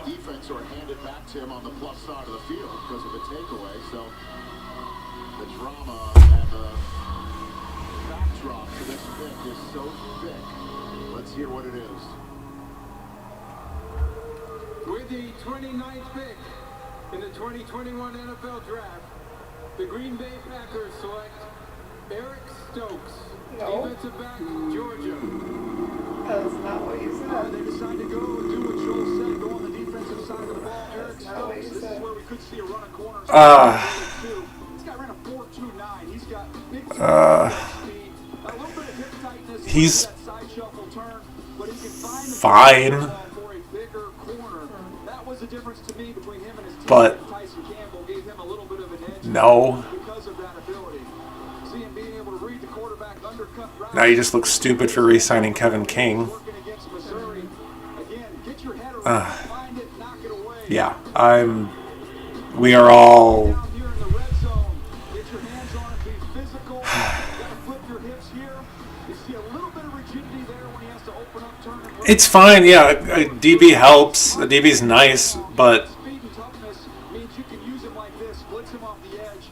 Man, Tennessee yeah, the defense will be good, but it just doesn't help the Rodgers situation. So it'll be interesting to see the fallout from that in the next 24 hours. There's already a resolution of that. Maybe. was the best thing from a team standpoint in their roster and their holes and their needs. Like I said, he's fine. He'll. I think he's a good player. He's uber athletic, and you can do a lot blitzing with him, and pairing him with wow, who's the safety? We didn't even get to see him. Oh, he's not there. He's not at the draft. But they didn't show the fan cam. They must not have one for some reason. You can do a lot of fun stuff with blitzing and different zone coverages with him and Darnell Savage. I guess we'll see how this one works out. I'm sure we'll all read some headlines about Rodgers being pissed about this pick or something like that. But yeah, that'll be interesting to see how that all shakes out. I'm going to sign off here. Thank you so much to everybody that showed up to listen. It means a lot. Again, I want to do more stuff like this in the future. Be on the lookout for the next episode of my podcast. I hope I can get it out next week. Have a great night and a great weekend. Be safe, be well, and go Pack Go.